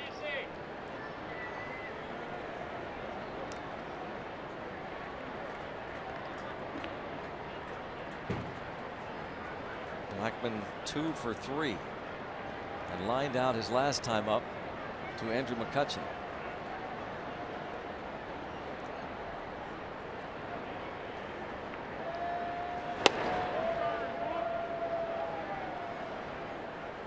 Still at 96 for Garrett Cole.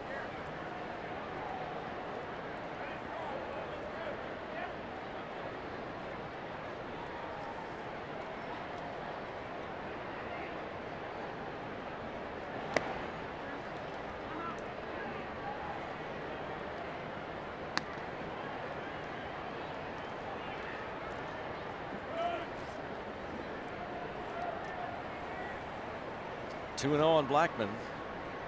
Trevor Story is on deck for Colorado.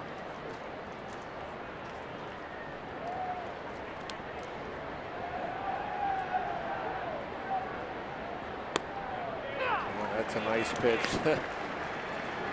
Fall behind 2-0. You've thrown 105 pitches, and what do you do with your 2-0 pitch?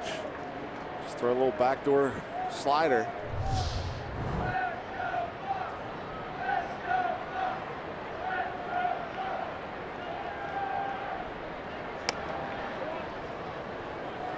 Seven.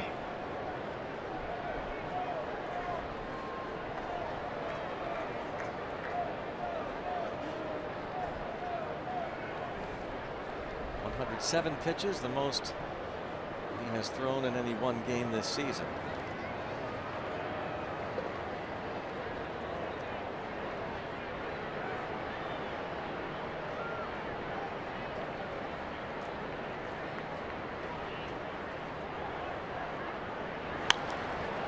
Play. another conversation here between Garrett Cole, Francisco Cervelli. What a time this would be for his first strikeout of the ball game. But again, Charlie Blackmon, not an easy man to strike out.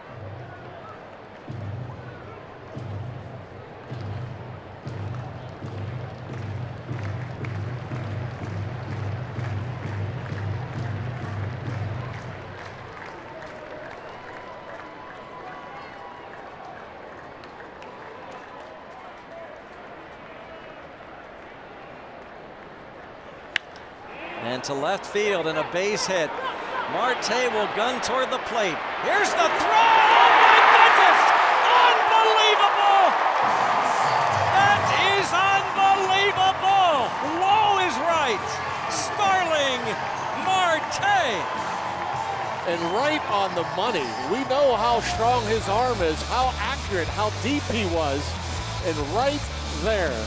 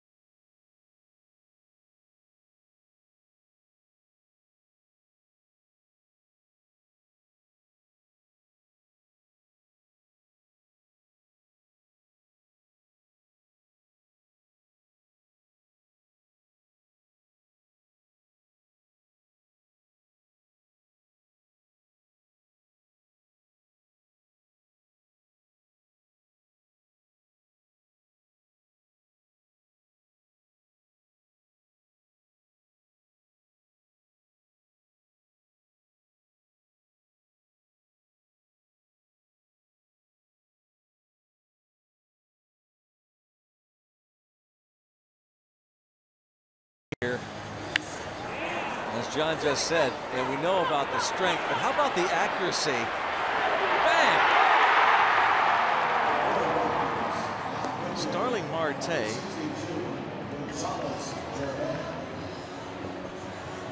A bullet to Neil Garneau at the plate. And you have to send them. I mean, it's a no-brainer. You send them. And I mean, how accurate. I mean, from our vantage point, as impressive as Marte is, you almost didn't think he had a prayer. Yeah. Look at Cervelli. Fired up, indeed. It's 2 outs. You're going on contact. As soon as the balls hit, the secondary lead was perfect. The break was perfect. The balls hit hard, which worked in the Pirates' favor. But Marte, where he got it, I mean, he's pretty far from home. He wasn't really charging the ball. Gonzalez Hernan, 12th appearance, 12 2/3.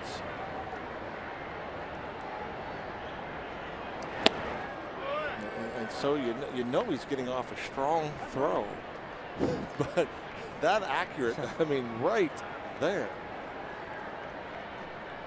Incredible.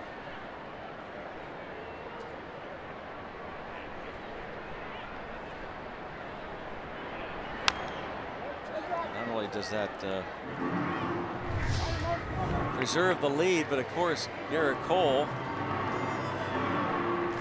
the final batter he faces, gives up the hit, and the lead still intact, so he can get the W. Cervelli and Marte. My goodness. Herman strikes out Jordy Mercer. And you almost think that Marte wants that play. Anytime there's a runner on second, it doesn't matter how many outs. He wants that opportunity to throw that guy out. And you know, not only do you cut the runner off and the third out, keep the 1-run lead. You know, if that ball's offline a little bit, they score. They have another runner on second because that's, you know, all or nothing type of play.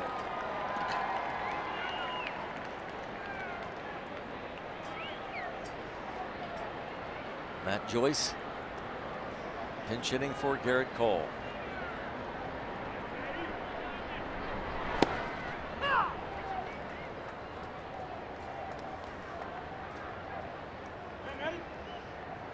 Point Park University tweets the gold on that glove is a shining extra bright tonight. What a throw. Marte with the absolute laser right on the money, saving the run.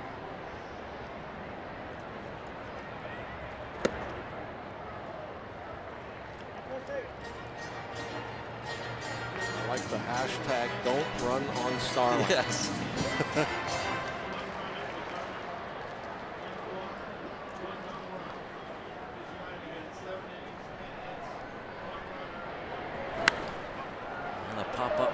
Joyce will remain in the box as that's fouled out of play. Made 3 starts in right field when Marte was on paternity leave, and he was 5 for 11 against Atlanta. 4 for 9 last 13 pinch hit appearances.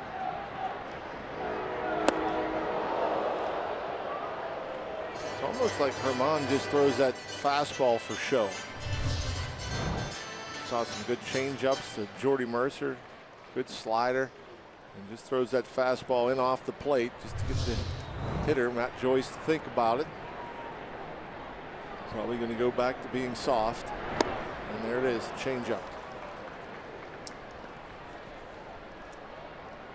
2 outs. It'll bring up John Jaso. Our Nissan Road ahead. 2 more with these Rockies. Tomorrow afternoon, don't forget that's a 4:05 first pitch. John Neese on the hill for the Pirates against Tyler Chatwood. And then Juan Nicasio, the former Rocky, faces Chad Bettis on Sunday. Off day Monday, and the Diamondbacks are in starting Tuesday night.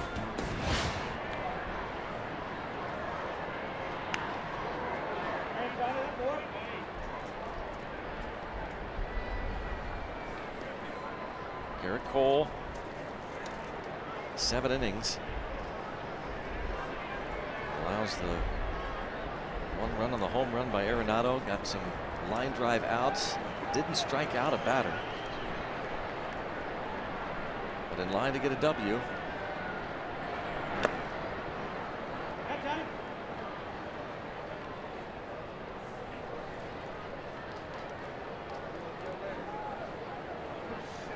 And you wonder, when you're in a game, Cervelli, Garrett Cole, Cole just trying to protect the lead.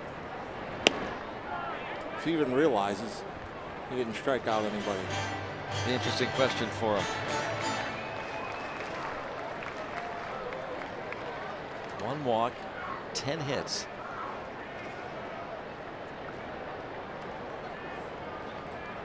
Ray Searage on Cole's right. Of course, his battery mate Cervelli on his left.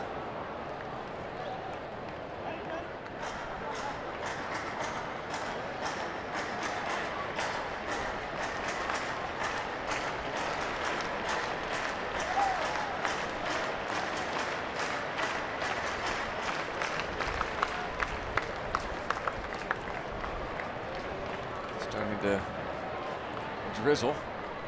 It's a light mist. Down on strikes. Herman strikes out the side in order. Onto the 8th. 2-1 Pittsburgh.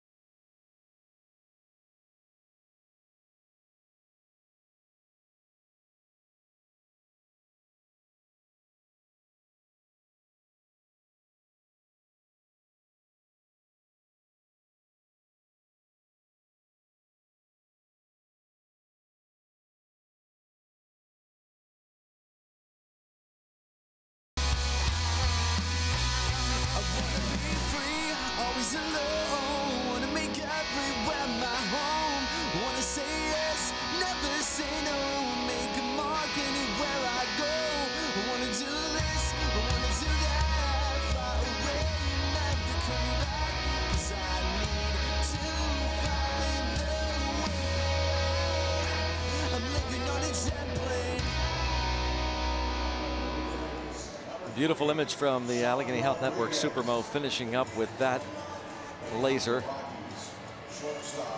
The Brighton boys providing the music on Friday Night Rocks.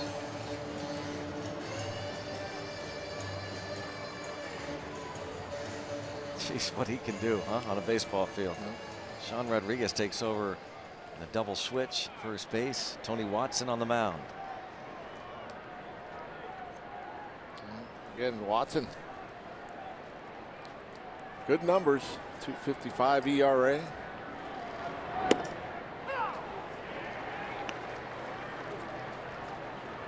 Comes in, starts Story off with a changeup. Story has been pounded in pretty much all night by Garrett Cole.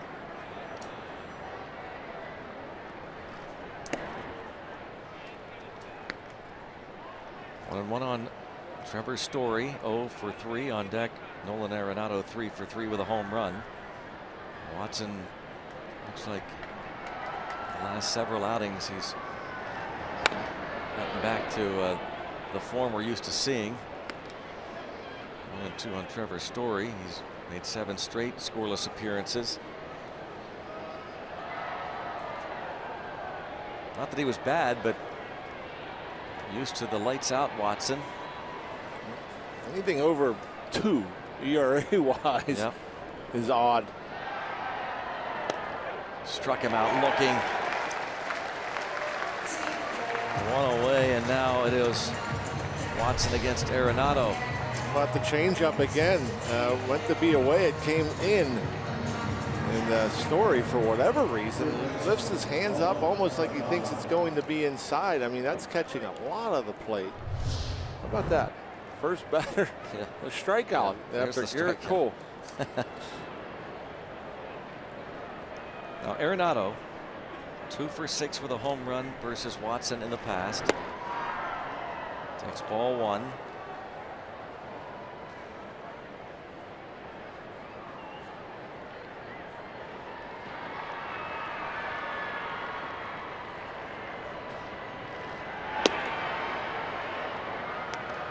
Oh, 5 more outs to get, and the Cubs are playing the Giants tonight. Jake Arrieta opposes Jake Peavy.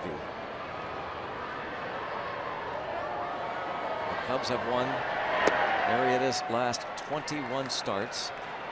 Volkswagen standings currently. Now, if the Pirates can hold on, and if the Giants can beat the Cubs, Pirates would move to within 5.5.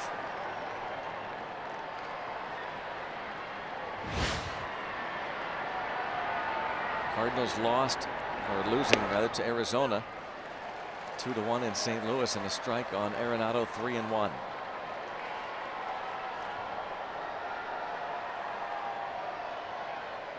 let's see where Tony goes here.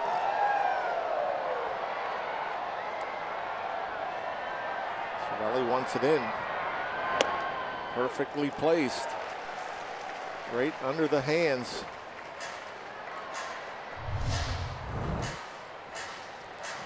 Set up on the inside corner, about belt high, threw it right on the inside corner, belt high.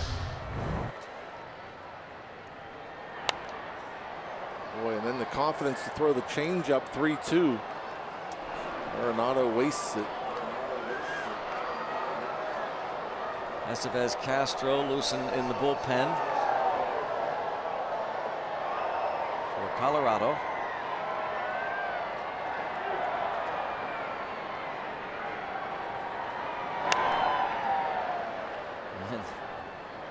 Arenado down to the seat of his pants to stay alive. Loses his footing. A fastball, it ties him up. Look how deep he hits it. He hits that about middle of his body, but still alive. Despite all the power, a tough man to strike out. And he walks.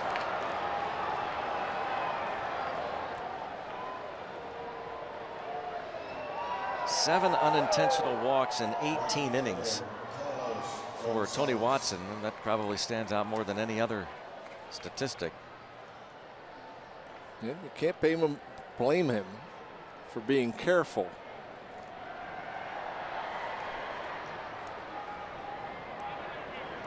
Carlos Gonzalez 0 for 2 with a walk.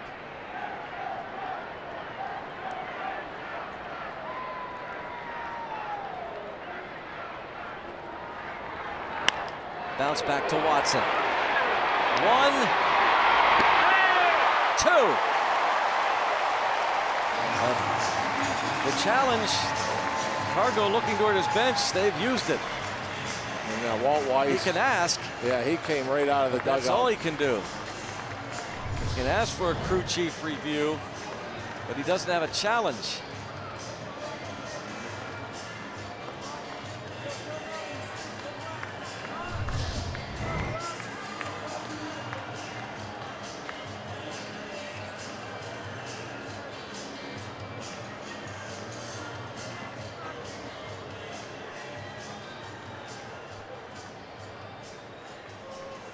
Are these guys looking to the bench coach who's on the phone to the replay booth? I mean, this is unbelievable if that's happening. Yeah, what else are they going to say if the bench coach is on the phone? Of course he's going to say, oh my gosh. So Walt Weiss got the umpires over. They both, all of them, looked at the bench coach, Tom Reynolds, who was obviously on the phone to the clubhouse, and because the bench coach says thumbs up, we believe we have a legitimate call here. Apparently the umpire is convinced to look at it. Boy, oh boy, that's a first. And it looks to me like that foot hits the bag right before it goes into the back of Sean Rodriguez's mitt.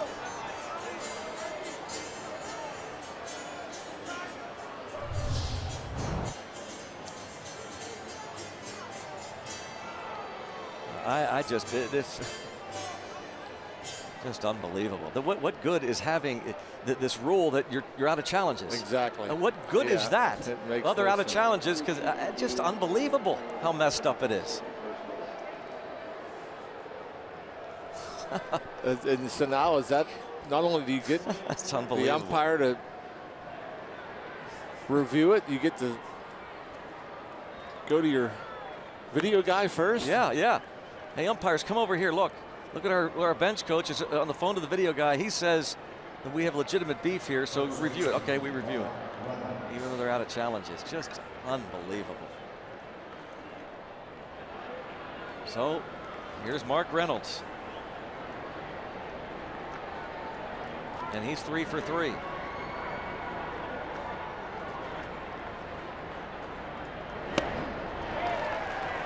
At-bats against Cole. Again, this is it.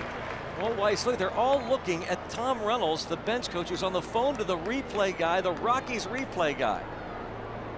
And that convinces the umpires, despite the fact that the Rockies are out of challenges. Well, it's going to end up being a moot point, thankfully, because Tony Watson had to get the extra out. Head to the bottom of the 8th. Pirates still lead 2-1.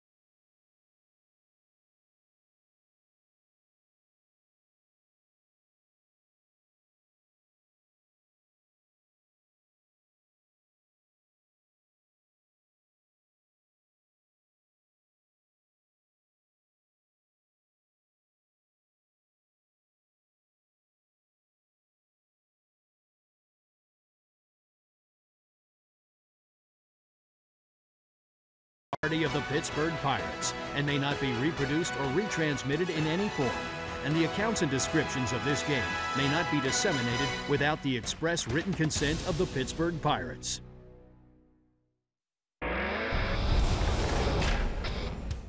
Pirates Baseball on Roots Sports is brought to you by Kenny Ross, Total Confidence Pricing, and by Levin Furniture, the official furniture and mattress supplier to the Pittsburgh Pirates.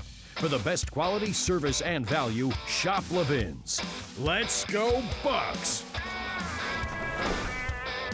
2-1 Pirates looking for insurance going to the bottom of the 8th inning. Here on Friday Night Rocks in Pittsburgh.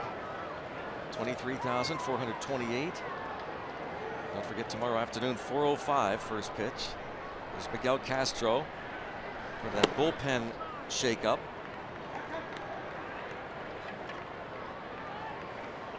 Pretty big breaking ball right there. First pitch to Andrew.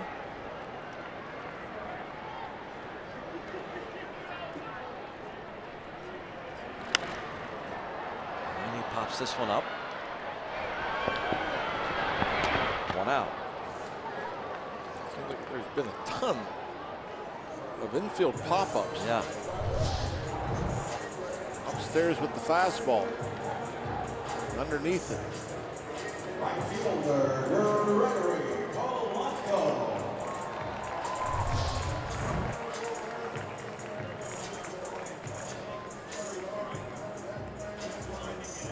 Polanco is 0 for 3 with an RBI. Castro called up. Christian Bergman placed on the DL. Jordan Lyons up.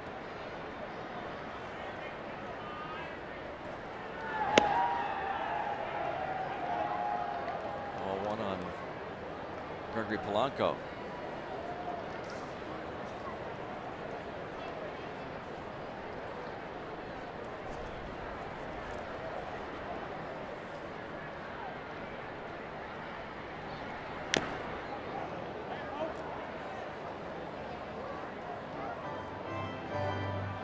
Astros, 6'5", 190 pounds from the Dominican Republic.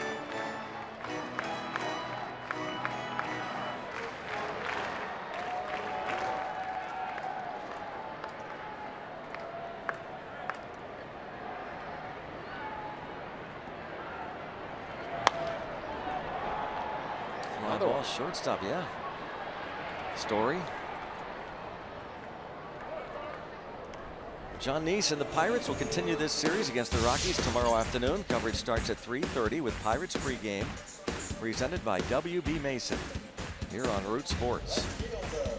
I'm going to say that's 12. Either line, I think it's 7 for them, for the Pirates, right? Offensively, I believe.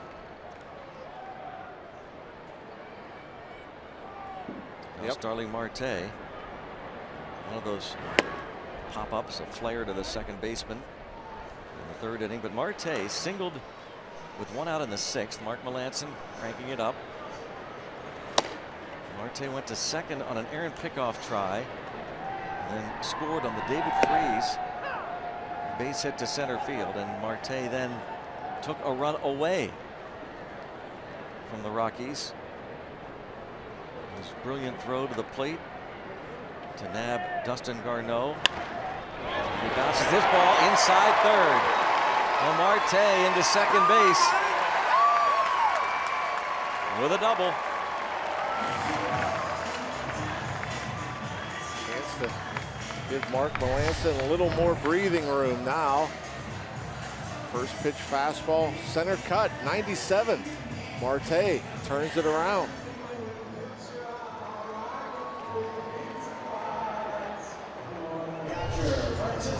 Cervelli.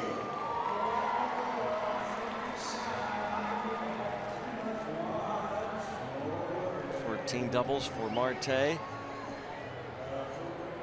David Freese collected the first hit by a Pirate with a man in scoring position. And he brought home Marte in the sixth. Bucks had been 0 for 10 until that point. And here's a chance for Cervelli. Came to the plate in the first inning after John Jaso had scored. McCutchen was at third with 2 outs, and Cervelli fouled out to the right fielder Gonzalez. Cervelli struck out with Marte at second in the 6th inning. That at bat preceded the Freeze single.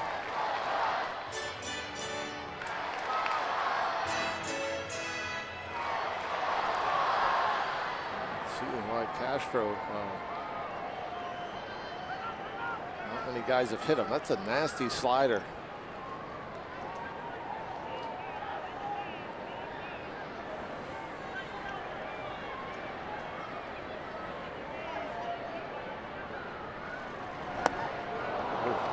Cervelli. So it will be a 1-run lead for Mark Melancon.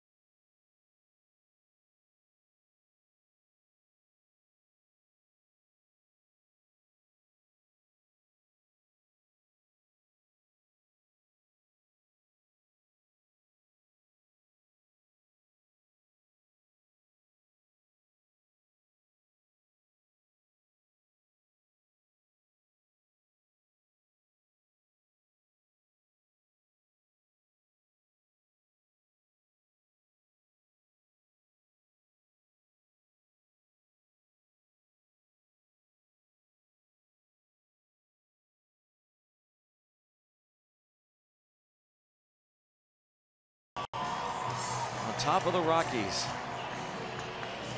Pirates scored in the 1st on a ground out by Gregory Polanco, brought home John Jaso. Mark Melancon looks for the save. Nolan Arenado's home run tied it in the 6th. David Freese's 2-out single scored Marte in the bottom of that 6th inning. The game belongs to Cole. It will be Gerardo Parra, DJ LeMahieu, and Dustin Garneau due up. Melancon tries for his 14th save. Can't say really expect this. The Rockies and the Pirates. Yeah, 2-1. Yeah, 2-1. A lot of offense from these two clubs coming into tonight. Both teams had some opportunities. You have to credit Garrett Cole and Eddie Butler, able to pitch out of some trouble. Melancon was able to pitch out of some trouble back on the 27th at Coors Field. The Pirates led 9-8 in the bottom of the 12th. He got the first out, but then he gave up the free pass to DJ LeMahieu, who would steal second. The pinch hitter Tony Walters walked, so 2 men on, 1 out in the 12th inning that evening at Coors Field before he got Gerardo Parra to ground out. He struck out Trevor Story looking to earn his 5th save of the year. Here is Parra, who's 0 for 3.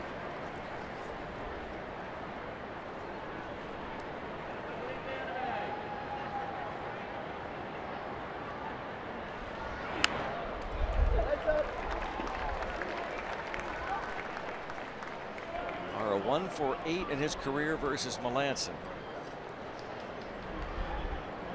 How late that swing was. Yeah, he knows what Mark Melancon has to offer. Gets the first pitch cutter, his bread and butter, and still fight it off the fists. And there's the shortstop, Mercer, right there, 1 out.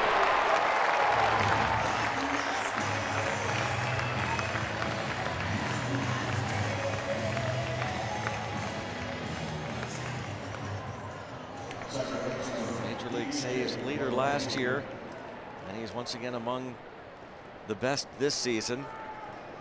If he is able to get 2 more outs, he would be second in the National League, currently tied for that spot in the National League right now with Jeurys Familia of the Mets, Kenley Jansen of the Dodgers, and these Rockies, Jake McGee, their closer, also with 13. Jeanmar Gomez of the Phillies has 16.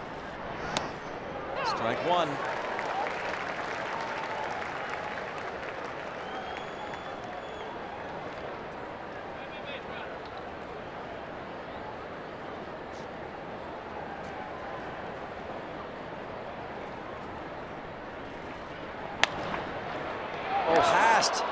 Sean Rodriguez might have nicked his glove. An opposite field single for DJ LeMahieu.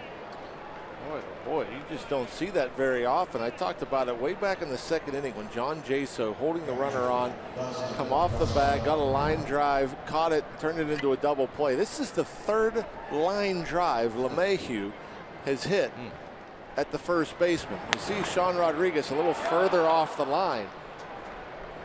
The other 2 were pretty much same spot. Didn't bounce. They were caught in the air.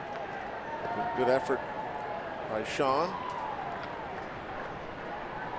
The catcher now, Dustin Garneau.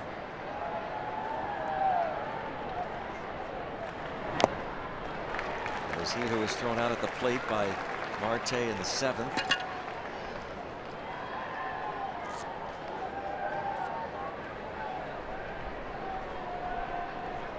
Playing in his 9th game tonight.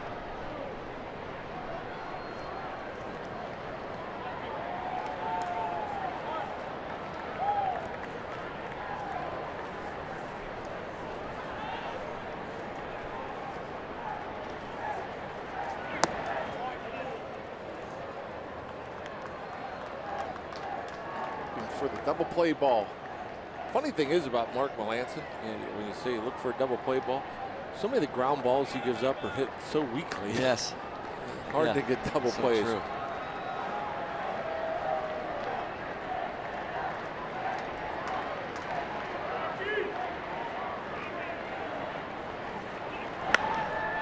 Pop up to the second baseman. Harrison, 2 outs. Another infield pop, by the way, John. Yeah. Not counting the line drive, counting the line drives, and there's probably been 3 or 4 of those.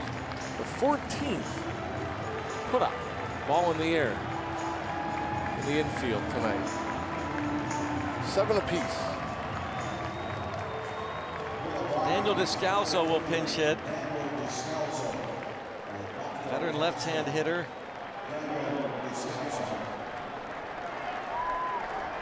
That's for the pitcher, Descalso. 2 for 5. Recently off the disabled list.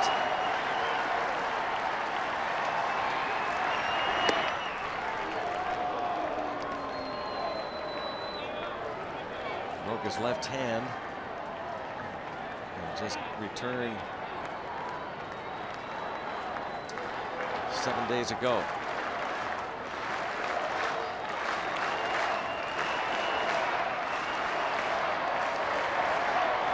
.250 career hitter against Melancon. He falls behind him 2-0.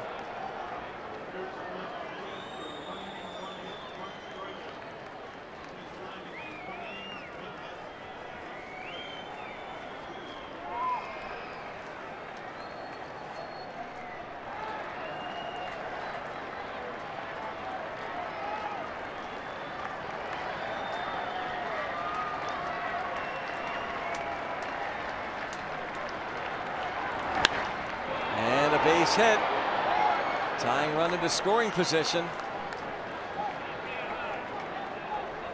Charlie Blackmon will come to the plate. He was hit 4 bullets, 4 hard hit balls by the Rockies leadoff batter.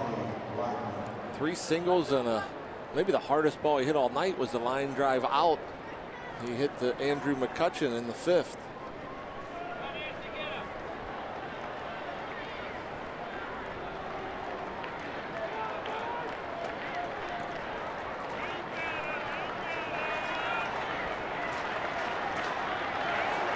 last couple of weeks. Blackmon hitting over 350, including his 3 hits tonight.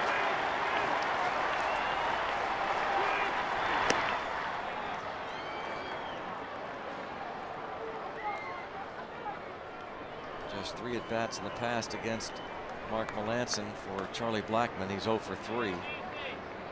Trevor Story is on deck.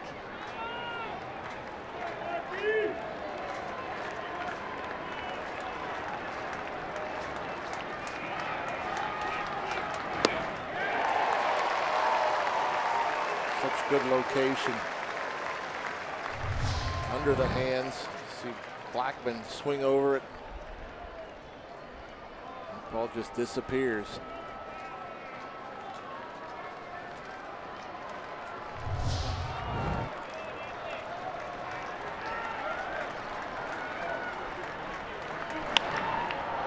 Pop-up shallow left center field. Marte is there!